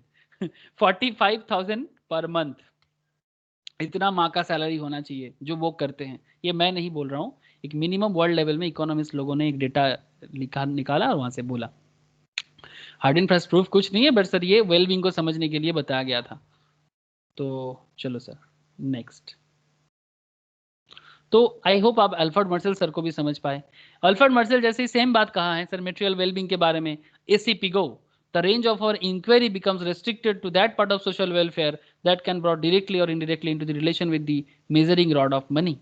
मतलब जिसको सिर्फ मनी ही, मतलब मनी ही हम लोग ना मेजर कर पाए, वेल बींग भी मेजर कर पाए, इतना भी हमें समझना चाहिए। सोशल वेलफेयर तभी ठीक है जब हम उसको मेजर कर पाए मनी से। सोशल वेलफेयर भी जरूरी है, तभी मनी का कोई मतलब होता है। इसका फीचर्स क्या था कि study of wealth and man both था, सोशल वेलफेयर भी था। क्रिटिसिज्म क्या क्या इस दोनों का? Ignored creation of immaterial wealth like service of doctors and chartered, जो भी ये करते हैं। Very difficult to state the word welfare. अब वेलफेयर किसको, किस में वेलफेयर होता है ये समझना बहुत मुश्किल है। किसी को तुम क्या बोलते हैं सर, किसी को तो सिंपल नशा करके वेलबींग आ जाते हैं। मतलब कोई भी चीज़ का जो गंदा चीज़ें का नशा होता है, लाइक लिकर का, स्मोकिंग का, बीड़ी का, सिगरेट का, जो भी है। किसी को वेलफेयर मिलता है इस फैमिली के साथ टाइम बिताने का, किसी को अच्छा लगता है सर खेल कूद के, जैसे मुझे बहुत अच्छा लगता है सर खेलना कूदना, टाइम मतलब फैमिली के साथ टाइम बिताना। किसी को अच्छा लगता है नहीं थोड़ा दोस्तों के साथ मिल लिया और उसके बाद कुछ और। मतलब आप समझ रहे हो ना, वेलफेयर किस पे किसको होता है ना, इसमें बहुत कंट्रोवर्सी है। अब कौन सही कौन गलत ये तो नहीं बता सकते सर, बिकॉज दुनिया का रूल है, अब पता नहीं क्या सही क्या गलत। तो इस तरह से आप इकोनॉमिस्ट को समझने का कोशिश करो सर। और इनका जो भी कहना है अलग अलग इकोनॉमिस्ट का, बिकॉज ये सब अलग से आपको पूछ लेता है कि ये किसने कहा, ट्रू फॉल्स में पूछ लेते हैं ये किसने कहा। तो अगर आप अंदर से नहीं समझोगे तो कंफ्यूज हो जाओगे और गलत जवाब दोगे, तो ऐसा गलती नहीं करना है। Robins very important, another important Robins, Lionel Robins, ये भी बहुत अच्छा कहता है सर। ये कहता है कि साइंस ऑफ चॉइस मेकिंग, क्या कहता है sir? Science of choice making. Choice making क्यों? मतलब ये कहता है कि ये अल्फ्रेड मर्सेल को ही थोड़ा कंटिन्यू किया, वो भी एक किताब लिखा 1931 में कि significance of economics, economics is the science which studies human behaviour, जो ह्यूमन बिहेवियर को स्टडी करते हैं as a relationship between ends and scarce, मतलब जो चीज़ खत्म हो रहा है या फिर जो चीज़ कम हो रहा है उसके साथ इंसान का रिलेशनशिप और बिहेवियर कैसे होगा, और जिसका ऑल्टरनेटिव यूज भी हो सकता है। ऑल्टरनेटिव यूज हो सकता है ना सर, जैसे इकोनॉमी, जैसे आपके पास अगर एक 500 रुपया हो तो आप कोई रेस्टोरेंट में जाके खाना भी खा सकते हो, दोस्तों के साथ थोड़ा बहुत मस्ती मजाक भी कर सकते हो, या फिर आप एक अच्छा मूवी भी देख सकते हो, या फिर एक अच्छा किताब खरीद के भी पढ़ सकते हो। तो आप अपना डेवलपमेंट, एक छोटा सा किताब मैं आपको बता दूं, एक 30 रुपीज का किताब इंसान को क्या बड़ा बनाते हैं। सर एक एग्जाम्पल ले रहा हूँ, रियल लाइफ एग्जाम्पल है सर, आप इनके बारे में सुने हो सर, वॉरेन बफेट, कौन इसका नाम नहीं सुना, नाम सुने होंगे नहीं, बताना सर। 90 ईयर्स एज है इनका, अभी भी जिंदा है और वर्ल्ड का रिचेस्ट पर्सन में से एक है sir. Sir please tell me, Warren Buffett के बारे में नाम सुने हो सर? ये वर्ल्ड का रिचेस्ट पर्सन है, इन्होंने आज तक अपना कोई भी बिजनेस नहीं बनाया बट दूसरों के बिजनेस में इन्वेस्ट किया, वर्ल्ड का top level of share holder है सर। मतलब वो आज के डेट में करीब लाखों करोड़ों का वेल्थ है इनका, और वो भी without build any business of your, मतलब हिमसेल्फ, अपना कुछ भी नहीं है इसका, दूसरे के बिजनेस पे पैसा लगाया।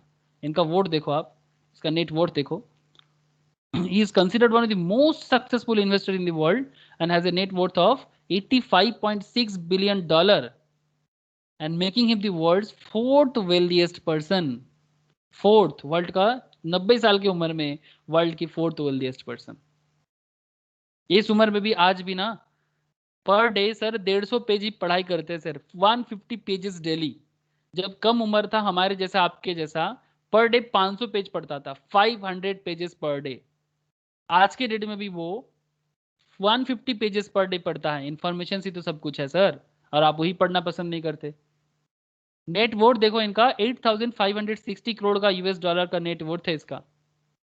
क्यों सर? बिकॉज इसके पास दुनिया का नॉलेज है, ये दुनिया को समझते हैं, कंपनी को समझते हैं, अर्थ को समझते हैं, रिसोर्स को समझते हैं, समुद्र को भी समझते हैं, जंगल को भी समझते हैं, और ये मरुभूमि को भी, मतलब जिसको डेजर्ट कहते हैं उसको भी समझते हैं। तो एवरीथिंग उसके पास नॉलेज इमेंस है, तभी तो ये दुनिया को समझ रहे हैं। और तभी without building a single business वो दुनिया में फोर्थ रिचेस्ट पर्सन, एक टाइम पे नंबर 1 भी था, बट उनका कोई अपना बिजनेस नहीं है सर, कोई इन्वेस्टमेंट नहीं है, सिर्फ लोगों के बिजनेस में इन्वेस्ट करते हैं और शेयर से इनकम करके रिटर्न कमाते हैं।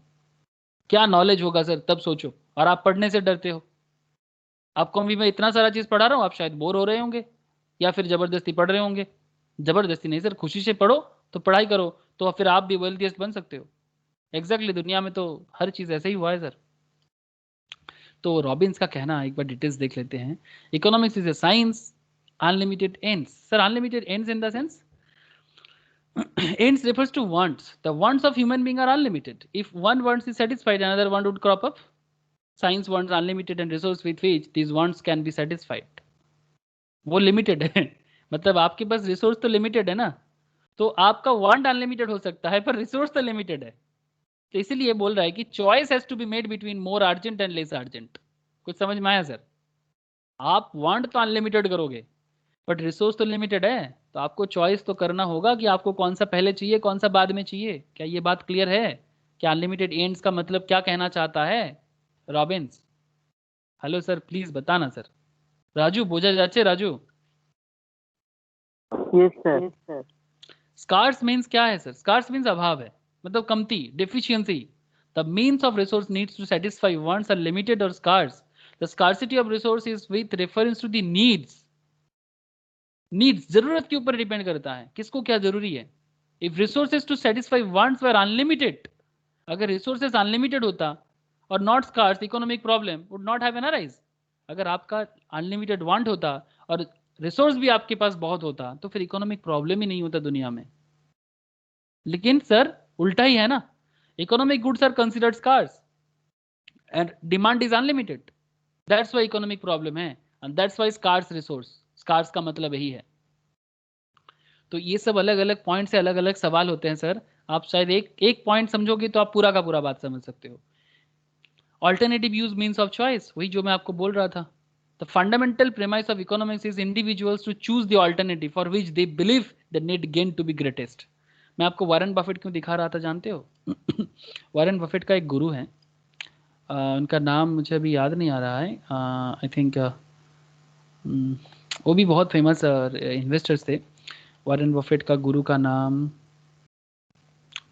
अभी मिलेगा कि नहीं मिलेगा पता नहीं सर। लेकिन बहुत ही उनका एक 30 रुपीज़ का पेज था जो था वो उनका गुरु, वो कोलंबिया यूनिवर्सिटी का प्रोफेसर था। He went to graduate to Columbia business school, वहीं पर प्रोफेसर थे कोलंबिया बिजनेस स्कूल में ही। ठीक है, नाम याद नहीं आ रहा है सर। ओह याद आ गया sir, Benjamin Graham. Benjamin Graham का एक बुक था, वो किताब वो रेल स्टेशन से लिया था, जैसे फुटपाथ में मिलता है ना सर, वैसे ही फुटपाथ से लिया था। 30 रुपीज़ का एक किताब है। ठीक है, अमेरिकन इकोनॉमिस्ट थे सर, क्या थे देखो सर, अमेरिकन इकोनॉमिस्ट थे। ये बेंजामिन ग्राहम जो है ना सर, ये ब्रिटिश बॉर्न अमेरिकन इकोनॉमिस्ट है। He is widely known as the father of value investing and wrote 2 of the found new classical investing, security analysis and David Dodd and intelligent investors. ये जो intelligent investor वाला किताब है ना, यही वाला किताब उन्होंने लिखा था, और हार्डली 30 रुपीज़ के दाम पे आज के रेट का उस टाइम पे यूएस में मिल रहा था। और वही किताब पढ़ के आज वॉरेन बफेट आज वर्ल्ड का रिचेस्ट पर्सन है और कितना पैसा का मालिक है आप देख ही रहे हो। सर वो कितना पैसे का मालिक हुआ है वो इम्पोर्टेंट नहीं है, उसका इम्पैक्ट देखो सर। और एक 30 रुपीज़ का किताब का इम्पैक्ट देखो आप। किताब बहुत कुछ देता है सर, अगर आप उसका किताब को समझ पाओ तो। नहीं तो क्या सर, एक बर्गर में भी 30 रुपीज़ जा सकता है, एक पिज़्ज़ा में भी जा सकता है। इट्स फुल्ली ऑन यू कि आप क्या चाहते हो, आप अपने पैसा को कैसे यूज़ करना चाहते हो, सोसाइटी को कैसे बिल्डअप करना चाहते हो। That's very important sir. ये आप लोगों पे डिपेंड करता है कि अगला इंडिया कैसा बनेगा। मेरे पे डिपेंड करता है, मैं भी यूथ में आता हूँ। ठीक है, तो आप लोगों पे मेरे पे डिपेंड करता है कि अगला इंडिया कैसा होगा, उनका चॉइस कैसा होगा, और उस पर डिपेंड करता है दुनिया में इंडिया का सिचुएशंस कैसा होगा। आज का पॉलिटिकल लीडर नहीं रहेगा उस टाइम पे सर, उस टाइम पे हम लोग रहेंगे, हमारा जनरेशन रहेगा, आपका जनरेशन रहेगा। शायद आप लोग मेरे से 12-13 साल पीछे रहोगे, लेकिन सर वही हम लोगों पे डिपेंड करेगा आप लोगों को क्या मिलेगा, और आप लोगों पे डिपेंड करेगा कि पूरा उस टाइम पे इंडिया को क्या मिलने वाला है। तो it's all about choice sir, कि आप क्या चूज करते हो, मैं क्या चूज करता हूँ। तो डिपेंड करता है कि अगला 10 साल में, 20 साल में, या 50 साल में, 50 ईयर्स ऑनवर्ड्स इंडिया कहाँ रहेगा। मतलब इकोनॉमिक्स में मैं जब भी बात करता हूँ तो मुझे इंडिया का याद ज़्यादा आता है, बिकॉज मेरा एक सपना है सर कि मैं इंडिया को ना वर्ल्ड का सबसे, मतलब ये कभी कभी मैं सोचता हूँ कि ये पॉसिबल शायद नहीं है, बट मेरा एक ड्रीम है कि मरने से पहले एक डेवलप कंट्री देख के मरना चाहता हूँ। कि पता नहीं है, शायद कोई बोलता है कि जब भी किसी के सामने बोलता हूँ ना, लोग हंसता है मेरे पे, अरे तू पागल हो गया है। लेकिन सर सीरियसली मेरा ड्रीम है कि इसीलिए मैं इकोनॉमिक्स पढ़ाने के टाइम में ना कुछ ज़्यादा जज्बाती हो जाता हूँ। कि क्योंकि इकोनॉमिक्स बोलते ही मुझे ऐसा दिमाग में आता है कि इंडिया भी काश वर्ल्ड में लीड करता। आज हम लोग वर्ल्ड का सबसे टॉप में क्यों नहीं है, जो अप टू 1700 ईयर्स तक, मतलब जस्ट बिफोर 300 ईयर्स, मतलब बिफोर मुगल एंड ब्रिटिश आने से पहले इंडिया वर्ल्ड में रिचेस्ट था।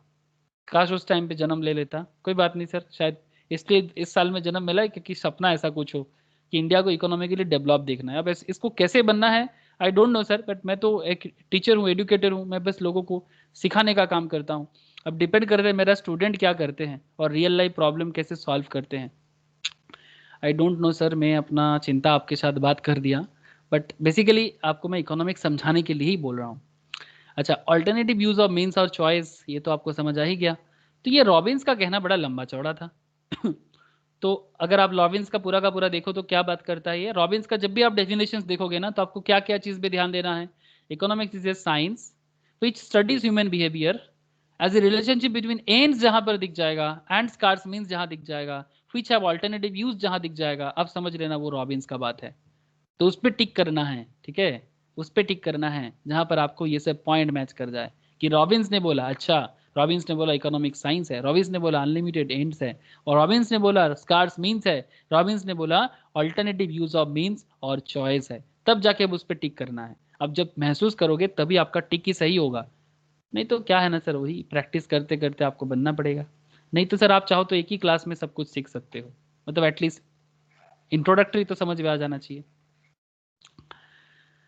सर क्रिटिसिज्म भी कुछ हुआ है इनका, जैसे कि concept of welfare not explicitly mention, properly नहीं हुआ है। डेफिनेशंस में economics human science instead of social science, the definitions is narrow, restricted in scope, it does not talk about economic growth and development, rational decisions making requires that one's choice be consistent with one's goal, it fails to deal with what is good or bad for society। Choice कर लेगा but कौन सा सही कौन सा गलत, उसके बारे में रॉबिन्स ने कुछ नहीं बोला वेलफेयर के बारे में। तो देखो सर, कोई भी कोई काम करेगा ना तो उसका क्रिटिसिज्म जरूर होगा। और एक चीज़ हमेशा याद रखना, इंसान को ना प्रेज से कभी कोई इंसान बड़ा नहीं हुआ है। प्रेज समझते हो ना, तारीफ, तो ऐसे गाने होते हैं ना सर, तारीफ ये भी तो सच है कुछ भी नहीं।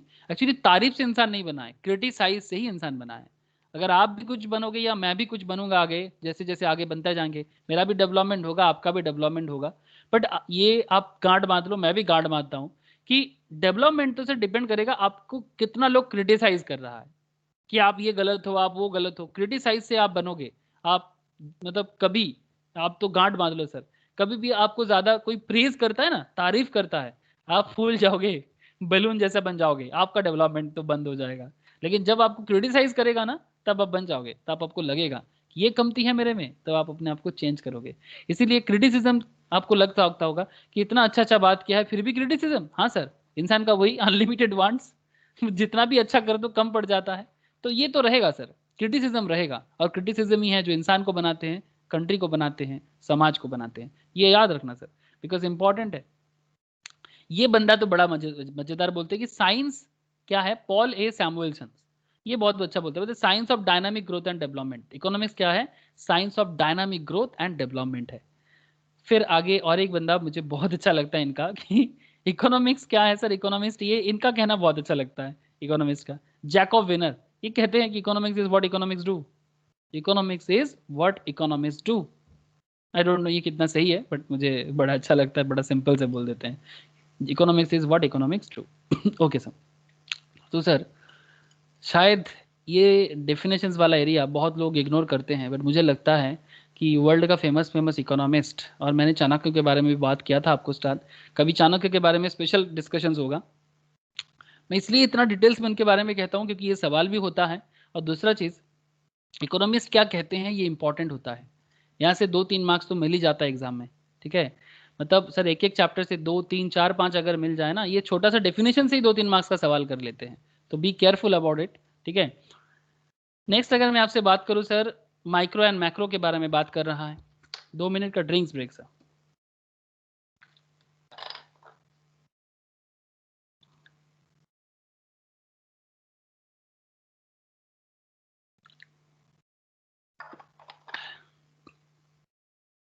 अच्छा सर, माइक्रो एंड मैक्रो तो मैं स्टार्ट करूंगा, बट बिफोर दैट मैं एक बार पूछना चाहूँगा कि ये जो इंट्रोडक्टरी पार्ट था, जिसमें Adam Smith, Jacob winner, Alfred Mersal, Robins, economics का डेफिनेशंस क्लियर हुआ सर सबको? प्लीज टेल मी, समझ में आया sir?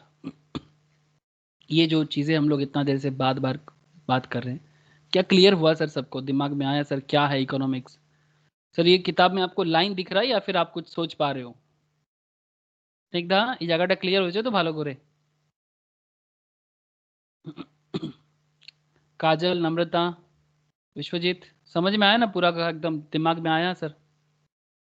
Yes sir, yes sir. हाँ sir. Okay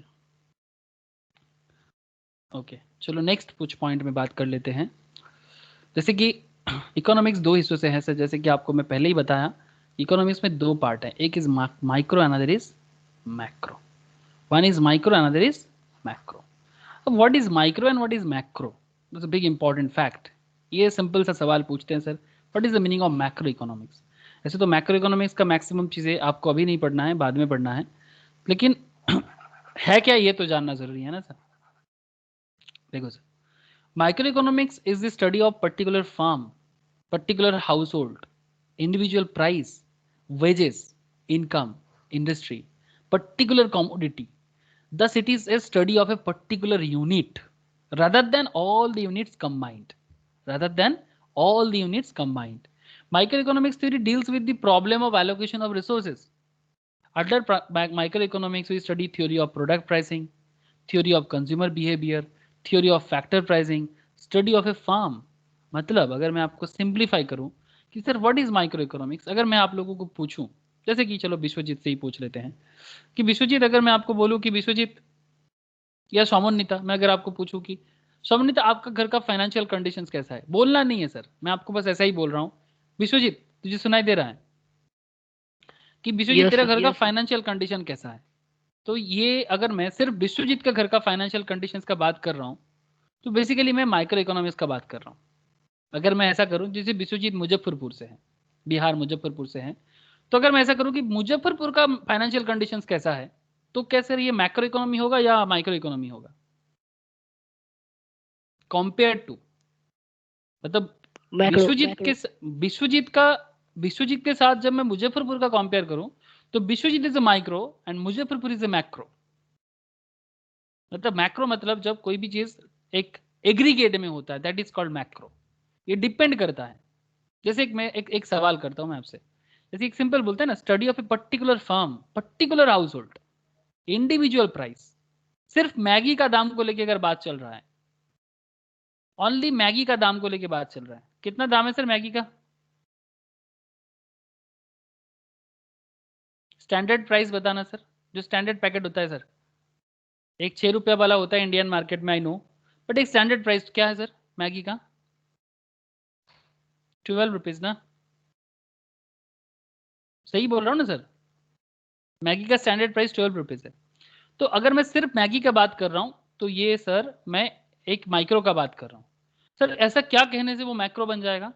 if I am talking about the noodles price, कि मार्केट में नूडल्स का पैकेट का क्या दाम है सर, मैगी नूडल्स में आता है ना सर, तो नूडल्स में जैसे नॉर है, येप्पी है, वाई वाई बोल के कंपनी आता है, और भी है सर, मुझे नहीं पता सारा का सारा कंपनीज में, कुछ चीजें जो भी याद आ रहा था मैं आपके सामने बोला। तो ये जो अलग अलग नूडल्स कंपनी, सबका दाम अगर लेके मैं बात करूं, तो वो मैक्रो इकोनॉमी हो जाएगा। लेकिन if I am talking about only Maggi जो नेस्ले बनाते हैं, तब वो हो जाएगा माइक्रो इकोनॉमिक्स। समझ में आ रहा है सर? तो इंडिविजुअल प्राइस, वेजेस, एक इंसान का वेजेस को लेके बात हो रहा है, और सारा का सारा इंडस्ट्री में लोगों को लेके बात हो रहा है, तो मैक्रो। पूरा इंडस्ट्री में लोगों का लेबर मतलब पेमेंट क्या होगा, मैक्रो। बट सिर्फ एक जन को लेके बात हो रहा है, माइक्रो। तो माइक्रो क्या है ना सर, इंडिविजुअल्स पे बात करते हैं। जैसे माइक्रो इकोनॉमिक्स में इंपॉर्टेंट यही है कि माइक्रो इकोनॉमिक्स एक को लेके बात करता है, बाद में वो सब पे लागू होता है, और मैक्रो इकोनॉमिक्स सर सब को लेके बात करता है। एक छोटा सा एग्जाम्पल मैं आपके सामने लेना चाहूंगा सर। मैं आपको अचानक से बताना चाहूंगा कि सर ये एक कंपनी है फेसबुक, नाम तो सुने होंगे सर, करते भी होंगे, अकाउंट भी होगा। सर ये फेसबुक बंद हो रहा है, सर ये मैं बोल रहा हूं, एक्चुअल में ऐसा कोई बात नहीं है, but if I am talking about Facebook and I am just saying that कि फेसबुक लॉकआउट हो जाएगा, फेसबुक लॉक हो जा रहा है सर, बंद हो रहा है, ये माइक्रो इकोनॉमिक्स है या मैक्रो इकोनॉमिक्स है? Please tell me sir. Facebook बंद हो जाना, फेसबुक ओन्ड अप हो रहा है, माइक्रो इकोनॉमिक्स है या मैक्रो इकोनॉमिक्स है? Please tell me sir. Micro किसको किसको लगता है माइक्रो और किसको किसको लगता है मैक्रो? प्लीज टेल मी। किसी को मैक्रो लगता है कि फेसबुक बंद हो जाना मैक्रो इकोनॉमिक्स है या माइक्रो इकोनॉमिक्स है?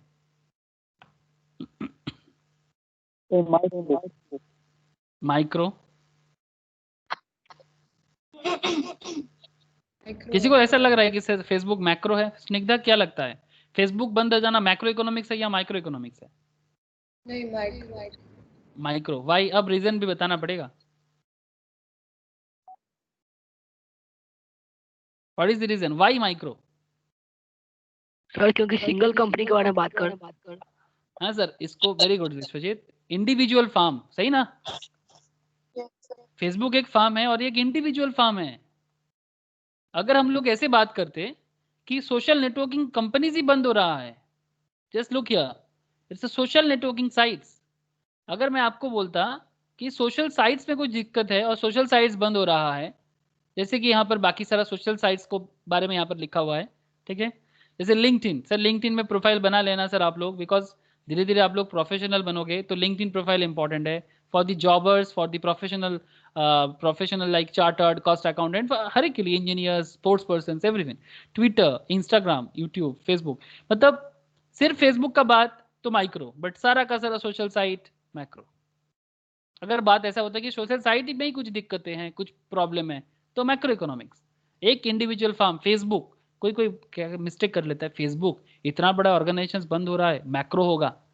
सर प्रॉब्लम को समझना है कि क्वेश्चंस कॉन्सेप्ट में आपको पूछा गया है, उस पर डिपेंड करता है कि वो माइक्रो इकोनॉमिक्स है या मैक्रो इकोनॉमिक्स है। Very good sir. तो आप लोग तो सर एकदम सब फाड़ू जा रहे हैं सर, बहुत अच्छा अच्छा जवाब दे रहे हैं।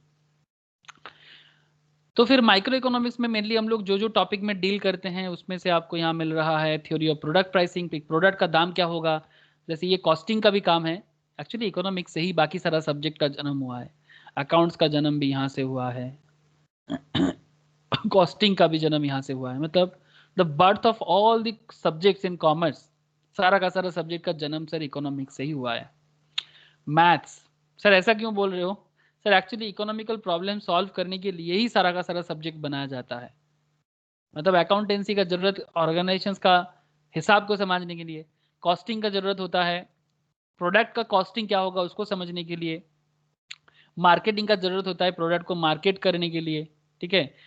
फिर आपका फिनेंस का जरूरत होता है कहाँ से पैसा आएगा और कहाँ पैसा लगाना है उसको समझने के लिए। तो चाहे अकाउंट्स हो, कॉस्ट हो, मार्केटिंग हो, फाइनेंस हो, मैथ्स हो, सब सब्जेक्ट का जन्म इकोनॉमिक्स से ही होता है, because ultimately you have to solve the economical problem. That's why economics को हर सब्जेक्ट का मतलब फादर्स भी कहा जाता है। ऐसा है सर? अब कोई बोलेगा सर ऐसा नहीं है। सर आप समझो ना, इंजीनियर जो बनता है वो क्या प्रॉब्लम सॉल्व करता है? इकोनॉमिकल प्रॉब्लम ही तो सॉल्व करता है। जो मैथ्स कर रहे हैं वो भी तो कोशिश यही कर रहे हैं कि उससे इकोनॉमिक का भला क्या हो, मतलब what is the good for the society by this mathematical formula. Sir आप लोग मैथ्स का फार्मूला को कभी रियल लाइफ में सोचे हो? जियोमेट्री का कभी यूज सोचे होगे? ये जियोमेट्री जो होता है ना सर, वो जो रियल लाइफ में जो बड़े बड़े बिल्डिंग्स बनते हैं, रोड्स बनते हैं, उस पे काम आता है। इवन छोटा मोटा बिल्डिंग में भी जियोमेट्री बिना कुछ भी नहीं है, जिसका जियोमेट्री परफेक्ट नहीं, ऐसे आपको प्राउड फील करना चाहिए। इंडिया जियोमेट्री बनाया है सर वर्ल्ड में। जीरो किसने बनाया? इंडिया ने बनाया। जियोमेट्री का कॉन्सेप्ट इंडिया ने बनाया।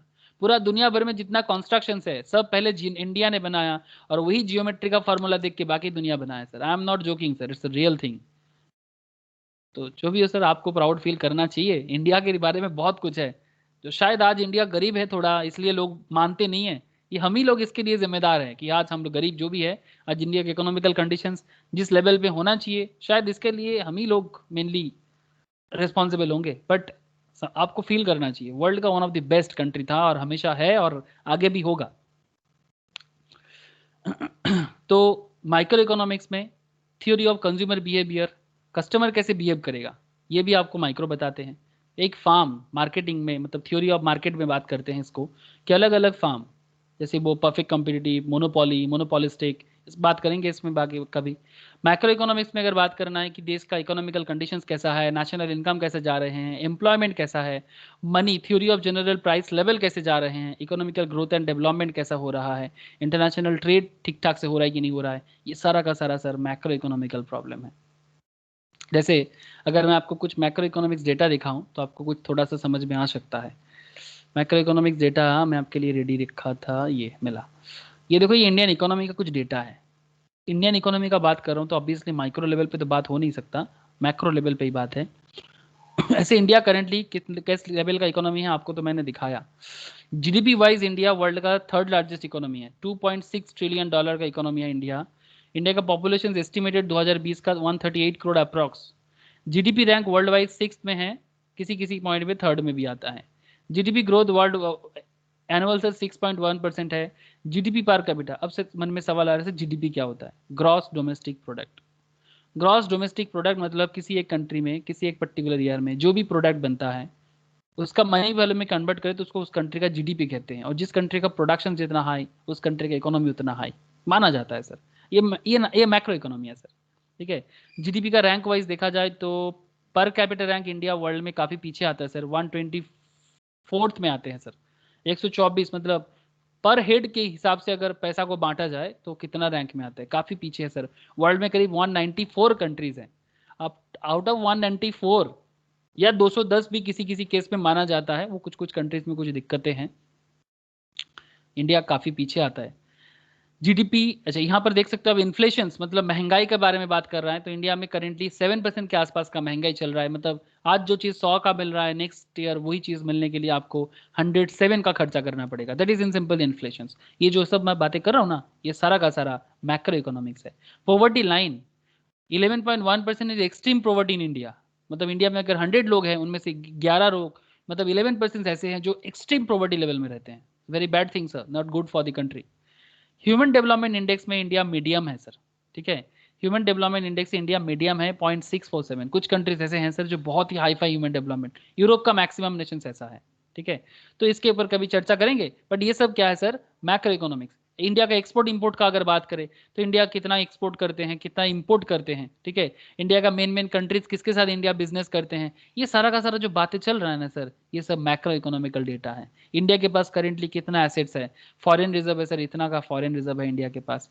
तो दीज आर दी थिंग्स जो मैक्रो इकोनॉमिकल फैक्टर्स है, मैक्रो में बात करेंगे। बट ये तो जो था मैं आपको बोला ना सर, मैं आपको आज माइक्रो इकोनॉमिक्स का ओवरऑल आइडिया देना चाहता हूँ, जिसमें आप माइक्रो मैक्रो दोनों लेके जाओगे आज, ठीक है। तो मेनली माइक्रो मैक्रो में थोड़ा सा बस टच करके जाना है। तो मैक्रो इकोनॉमिक्स क्या है, is part of the economics which studies the overall leverage and aggregate of the system, such as the total productions, total consumptions, total savings, total investment. Thus macroeconomics is the study of overall phenomena as a whole rather than its individual parts. Macroeconomic deals with growth and development of resource. Under macroeconomics हम लोग ये सब चीजें देखते हैं। तो these are the things, macro and micro का difference, I hope आपको समझ में आया, ठीक है। ये पूरा का पूरा मैं नोट शेयर कर लूंगा, जिनके पास नहीं है डोंट वरी, ठीक है। ओके राजू, मैं शेयर कर लूंगा, ठीक है। माइक्रो एंड मैक्रो इकोनॉमिक्स का डिफरेंस एक बार प्लीज ग्रो थ्रू कर लेना, काफी इंपॉर्टेंट होता है सर। ओके, फिर यहाँ पर चलो देखो सर, एक पॉइंट है, इकोनॉमिक्स साइंस है, आर्ट है या कुछ है, क्या है, बोथ है क्या। तो इकोनॉमिक्स यहाँ से सवाल पूछता है सर, इकोनॉमिक्स साइंस है क्यों है, प्रूव करने के लिए बोलता है कि why economics is a science, it has a cause and effect relationship. Science क्यों है, जो प्रूव करता है, जिसका कॉज इफेक्ट रिलेशनशिप रहता है, जैसे कि law of demand. Sir demand क्यों होता है, क्योंकि सप्लाई होता है, सप्लाई क्यों होता है, क्योंकि डिमांड होता है।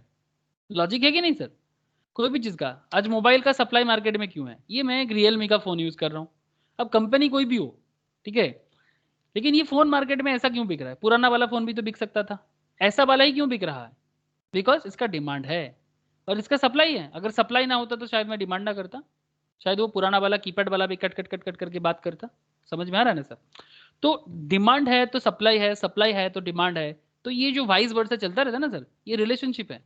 आप है तो हम है, मतलब स्टूडेंट है तो टीचर है, टीचर है तो स्टूडेंट है। एक टीचर अकेला क्या करेगा अगर स्टूडेंट ही नहीं है तो, और स्टूडेंट स्टूडेंट कैसे कहलाएगा अगर उसका टीचर नहीं है तो एवरीथिंग इज रिलेशनशिप सर। दुनिया में हर चीज रिलेशनशिप पे टिका है। एक माँ माँ तभी कहलाते हैं जब उसका कोई बच्चा होता है, तो बच्चा है तो माँ है, माँ है तो बच्चा है। Everything is relationship, that's why ये साइंस है। साइंस हर चीज को कॉज एंड इफेक्ट से बांधते हैं sir, that's why. I hope आप समझ पा रहे हो sir. It is capable of measurement in terms of money. हम लोग इकोनॉमिक्स को मनी टर्म्स में मेजर कर सकते हैं, जिसको मेजर किया जा सकता है वो साइंस है। हम जिसको भी मेजर कर सकते हैं वो साइंस है। It has its own methodology of study. Economics को अपना मेथड, मतलब एक मेथोडोलॉजी यूज करते हैं। इंडक्शन एंड डिडक्शन, मतलब जोड़ो और हटाओ, जब जरूरत है जोड़ देते हैं, जब जरूरत है हटा देते हैं। साइंस में ऐसे होते हैं सर।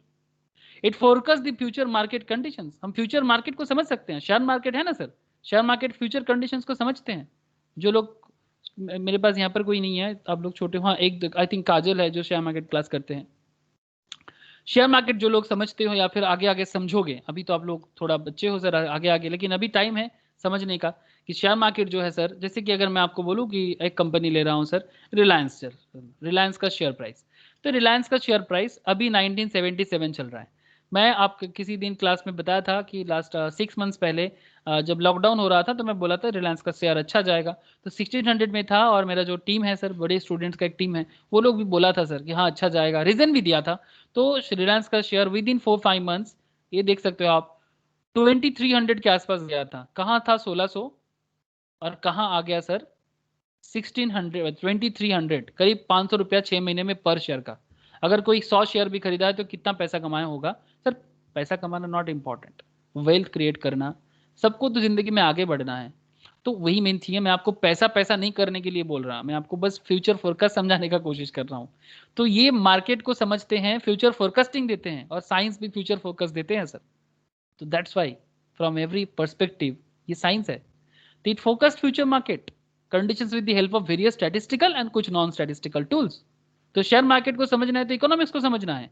जो इकोनॉमी को नहीं समझेगा शेयर मार्केट को कैसे समझेगा सर, और फिर बोलेगा मेरा शेयर मार्केट जुआ है। अरे पागल, जुआ किसी भी शेयर मार्केट जैसे इतना ऑर्गेनाइज चीजों को जुआ कहने से पहले 10 बार सोचना चाहिए। मतलब जो इकोनॉमिक्स कभी पढ़ा नहीं वही बोलेगा। बट इकोनॉमिक्स परफेक्ट साइंस भी नहीं है। क्यों? परफेक्ट साइंस का कुछ अपना नेचर होता है जो इकोनॉमिक्स फुलफिल नहीं करता। It does not have uniform opinion. अलग अलग लोग अलग अलग बातें करते हैं। एडम स्मिथ कुछ बोल रहा है तो लियोनेल रॉबिन्स कुछ कह रहा है, जैकब विनर कुछ कह रहा है तो अल्फ्रेड मर्सेल सर कुछ कह रहा है। गजब का पॉइंट है sir. It does not have uniform opinion. ऐसा है तो ऐसा ही है, ऐसा नहीं है। अलग अलग ओपिनियन होते हैं depending on the particular event. The subject matter of economics is human behaviour which is highly unpredictable. Human behaviour पे डिपेंड करता है ना। Money which is measurement of economy is itself a dependent variable. Money किस पे depend करता है? Economics पे depend करता है। तो जो मनी है जिस पे हम लोग मेजर करेंगे वो ही किस तौर पे डिपेंड करके है। मतलब मनी किस पे डिपेंड करता है? गोल्ड पे डिपेंड करता है, फॉरेन रिजर्व पे डिपेंड करता है। आपके हमारे पॉकेट में कितना मनी रहेगा ये डिपेंड करता है उस कंट्री के पास कितना गोल्ड है और कितना फॉरेन रिजर्व है। मैं आपको कभी इसके बारे में डिटेल्स बताऊंगा कि मनी हमारे पॉकेट में कितना होगा।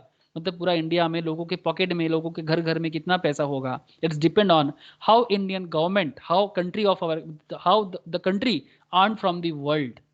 मतलब आप पूरा दुनिया से कितना सोना कमा रहे हो, आप पूरा दुनिया से कितना फॉरेन एक्सचेंज रिजर्व कमा रहे हो, उस पर डिपेंड करता है कि मार्केट में कितना पैसा छापा जाएगा।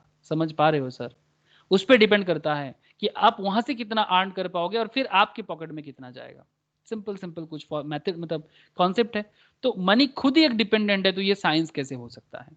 It is not possible to make correct prediction about the behaviour of economic variable. Not possible always. तो इसलिए इकोनॉमिक्स साइंस भी है पर प्रॉपर साइंस भी नहीं है। Economics is an art. Economics is an art because it provides practical solutions for various economic problem we face in our day to day life. Economic both science भी है, economics both art भी है। क्यों? Because economic science are it is science in methodology and art in applications. इसका method जो है वो science जैसा है बट इसका एप्लीकेशन जो है वो आर्टिस्टिक है। दैट्स वाई ये आर्ट्स भी है, ये साइंस भी है। इसलिए साइंस आर्ट्स कॉमर्स तीनों पढ़ते हैं।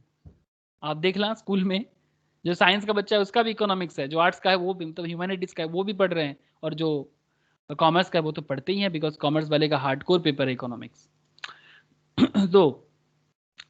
तो नेचर ऑफ इकोनॉमिक्स पे आपने देखा। इकोनॉमिक्स का पॉजिटिव साइंस भी है, इकोनॉमिक्स नॉर्मेटिव साइंस भी है। अब why economics is positive science and why economics is normative science? Positive science इसलिए because it states what is और it makes a real description of an economy. According to Robbins economics neutral between ends. मतलब जो खत्म हो रहा है तो हम आप चॉइस करते हो कि भाई ये नहीं तो कुछ और ले लेंगे। दुकान में जाते हो, अगर आपको बोला कि भाई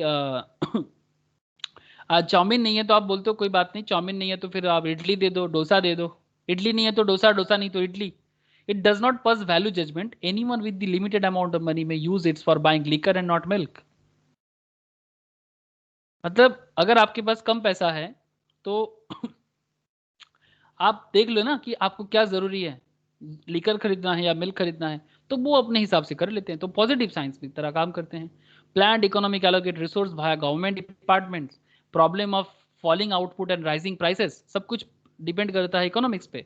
greater degree of consumer sovereignty, मतलब कस्टमर्स कैसे बिहेव करेगा, इकोनॉमिक्स पे डिपेंड करता है।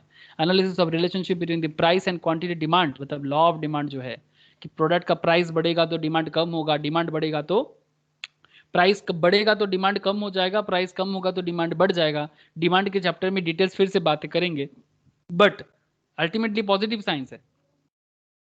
इसको नॉर्मेटिव भी कहते हैं। नॉर्मेटिव क्यों कहते हैं? Because what to be, normative का मतलब क्या होता है? It refers to what to be और it makes an assessment of an activity and offers advice. It is based on welfare economics. जैसे मार्शल पीगो कह रहा था ना, वेलफेयर। तो complete neutrality between ends is however neither feasible not desirable. It is because in many matters the economist has to suggest measures for achieving certain socially desirable ends is it pass value judgments. मतलब normative क्यों बोल रहे हैं कि ये assess करते हैं, welfare भी करते हैं, तो कंप्लीट न्यूट्रल रहते हैं between ends is however neither feasible not desirable. कुछ चीजें फिजिबल नहीं है, मतलब ये करना मुश्किल है, और कुछ चीजें डिजायरेबल भी नहीं है, फिर भी इकोनॉमिक्स उसमें बात करता है। तो नॉर्मेटिव का कुछ एग्जांपल देखने से समझ में आ जाएगा। इससे सवाल करते हैं सर कि इकोनॉमिक्स को नॉर्मेटिव क्यों कहते हैं? Because reducing inequality should major priority for mixed economy. एक 3 तरह का इकोनॉमिक्स होते हैं, बात करेंगे नेक्स्ट क्लास में कि mixed economy, capitalist economy, socialist economy. तो मिक्स्ड इकोनॉमी का प्रॉब्लम सॉल्व हो सकता है कि अगर लोगों के अंदर इनइक्वालिटीज को ठीक किया जाए तो ये नॉर्मेटिव कहते हैं कि हटाने से शायद ठीक होता है। Changing the level of interest rate is better way of managing the economy than using taxation. मतलब सरकार लोगों से टैक्स कम ले, उससे अच्छा है कि सरकार इंटरेस्ट रेट को कम कर दे, तो शायद गवर्नमेंट का अच्छा रहेगा इकोनॉमी डेवलप करने में। Government ought to guarantee that farmers income will not fall in harvest in is poor. Sir ये वाला पॉइंट अगर आप समझ रहे हो तो आप समझ जाओगे। सर रिसेंटली फार्मर्स बिल चल रहा है सर स्ट्राइक चल रहा है फार्मर्स बिल को लेके, सबको पता है कि नहीं है? प्लीज टेल मी। दिल्ली में बहुत बड़ा धरना चल रहा है। मैं और ज़्यादा कुछ नहीं बोलूँगा आज आपको, इसी पॉइंट में मैं कंप्लीट करूँगा। दिल्ली में ऐसा हो रहा है, आप सबको पता है, येस और no? Yes sir, yes sir. Sir. Farmers bill को लेके दिक्कतें चल रहे हैं, तो इसका जवाब Yes, कहाँ sir. मिलता है जानते हो सर? वेरी गुड सर, आप लोग जानते हो, मुझे जान के खुशी हुआ। इसका जवाब इकोनॉमिक्स में है। आप लोग बाकी लोगों की तरह ना भीड़ का हिस्सा मत बन जाना। मतलब पापा कह रहे हैं तो फिर मैं सपोर्ट करता हूँ, चाचा कह रहे हैं तो फिर मैं सपोर्ट नहीं करता हूँ, या फिर कोई सर कह रहा है तो फिर मैं सपोर्ट करता हूँ। Not like that. आप इकोनॉमिक्स सीख रहे हो, आप कॉमर्स के स्टूडेंट्स हो, प्रोफेशनल्स बन रहे हो, आप प्लीज ट्राई टू अंडरस्टैंड करना इसका इकोनॉमिकल कॉन्सेप्ट क्या है। मैं नेक्स्ट दिन आपको बताऊंगा कि इसका क्या कॉन्सेप्ट है। ऑब्वियसली बताऊंगा, फार्मर्स बिल पे जरूर 5 मिनट बात करूंगा मैं, कितना बड़ा मुद्दा है और क्यों इस पे सपोर्ट है या नहीं है, सरकार का क्या कहना है, फार्मर्स का कहना क्या गलत है, उचित है, अनुचित है, स्ट्राइक चलना चाहिए या बिल पास होना चाहिए, what is the main thing, वो आपको micro economics and macro economics analyse करने से ही पता चलेगा। I will discuss in the next class. 5 minute का डिस्कशन में जरूर करूंगा करंट अफेयर से इकोनॉमिक्स का। कि government ought to guarantee that farmers income will not fall in harvest is poor, कि अगर हार्वेस्टिंग कम हो जाए तो फार्मर्स का इनकम कम नहीं होना चाहिए, बिकॉज फार्मर्स बहुत मार्जिनल होते हैं इन आवर कंट्री। तो रिसेंट बिल जो है कुछ ऐसा प्रॉब्लम को सॉल्व करने के लिए बनाया गया है एज पर गवर्नमेंट, कि ताकि खराब खेती होने से भी इकोनॉमी में उनको, मतलब फार्मर्स को दिक्कतें ना हो। कैसे फार्मर्स अपना डेवलपमेंट कर सकता है, कह रहा है सरकार कि इसी तरह का कॉन्सेप्ट को बिल पे जगह मिला है। बट क्या सच में ऐसा हुआ है? क्या सच में फार्मर्स का प्रॉब्लम सॉल्व हो सकता है? मतलब जो फार्मर्स बिल आया है इससे, ये आपको सोचना होगा, बट बिफोर दैट आपको इकोनॉमिक्स को अच्छे से समझना होगा।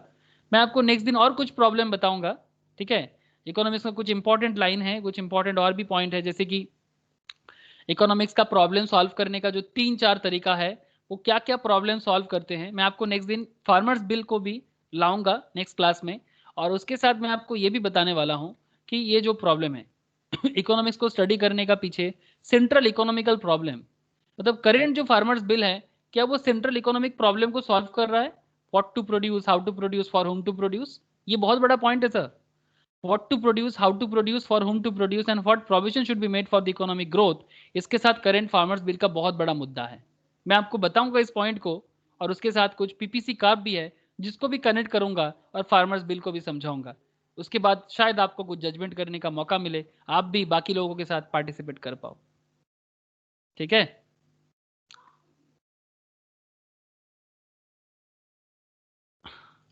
समझ में आया सर?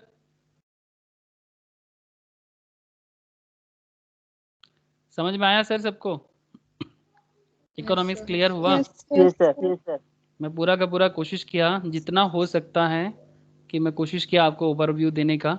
ठीक है, नेक्स्ट क्लास में गहराई में बात करना है, आगे और चर्चा लेके जाना है। किसी के मन में कोई सवाल हो तो कर सकते हो sir. Any questions? Ankita, Ritika, Raju,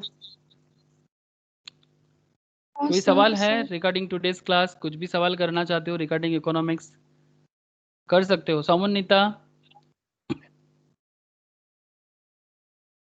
No, sir. No, sir. Okay. Sahil, तेरा साउंड कुछ प्रॉब्लम है तेरा माइक्रोफोन में, आई नो। ठीक है, ओके ठीक है सर। अच्छा, नम्रता, अच्छा ठीक है, समझ में आ गया सबको। ठीक है, ओके सर, कोई सवाल नहीं है तो नो प्रॉब्लम। चलो फिर बाय, फिर टाटा फिर Bye, सबको। sir. Thank you. Thank you. Okay Thank you, sir. Bye, sir. Bye. Okay Snigdha. Sir এই নোটসটা কি স্যার কারি মাস্টার দেন? না, এটা স্টাডি ম্যাটে পাবি না, এটা আমার নোটস আছে, আমি শেয়ার করে দেবো এটা। ঠিক আছে, বাস স্টাডি শেয়ার করে দিন। আমি শেয়ার করে দিচ্ছি তোকে, ঠিক আছে? আর তাহলে স্যার পরে ভুলে যাবেন আবার। না না ভুলবো না, তুই আমাকে এমনি লিঙ্ক করে দে, আমি পাঠিয়ে দিচ্ছি, ভুলবো না। তুই এমনি আমাকে একটা হোয়াটসঅ্যাপ করে দে না, ওকে স্যার, ঠিক আছে? ঠিক আছে স্যার। তুই ভালো Good night, বুঝেছিস sir. না, স্যার ভুলে যায় এটা বুঝে গেছিস তুই?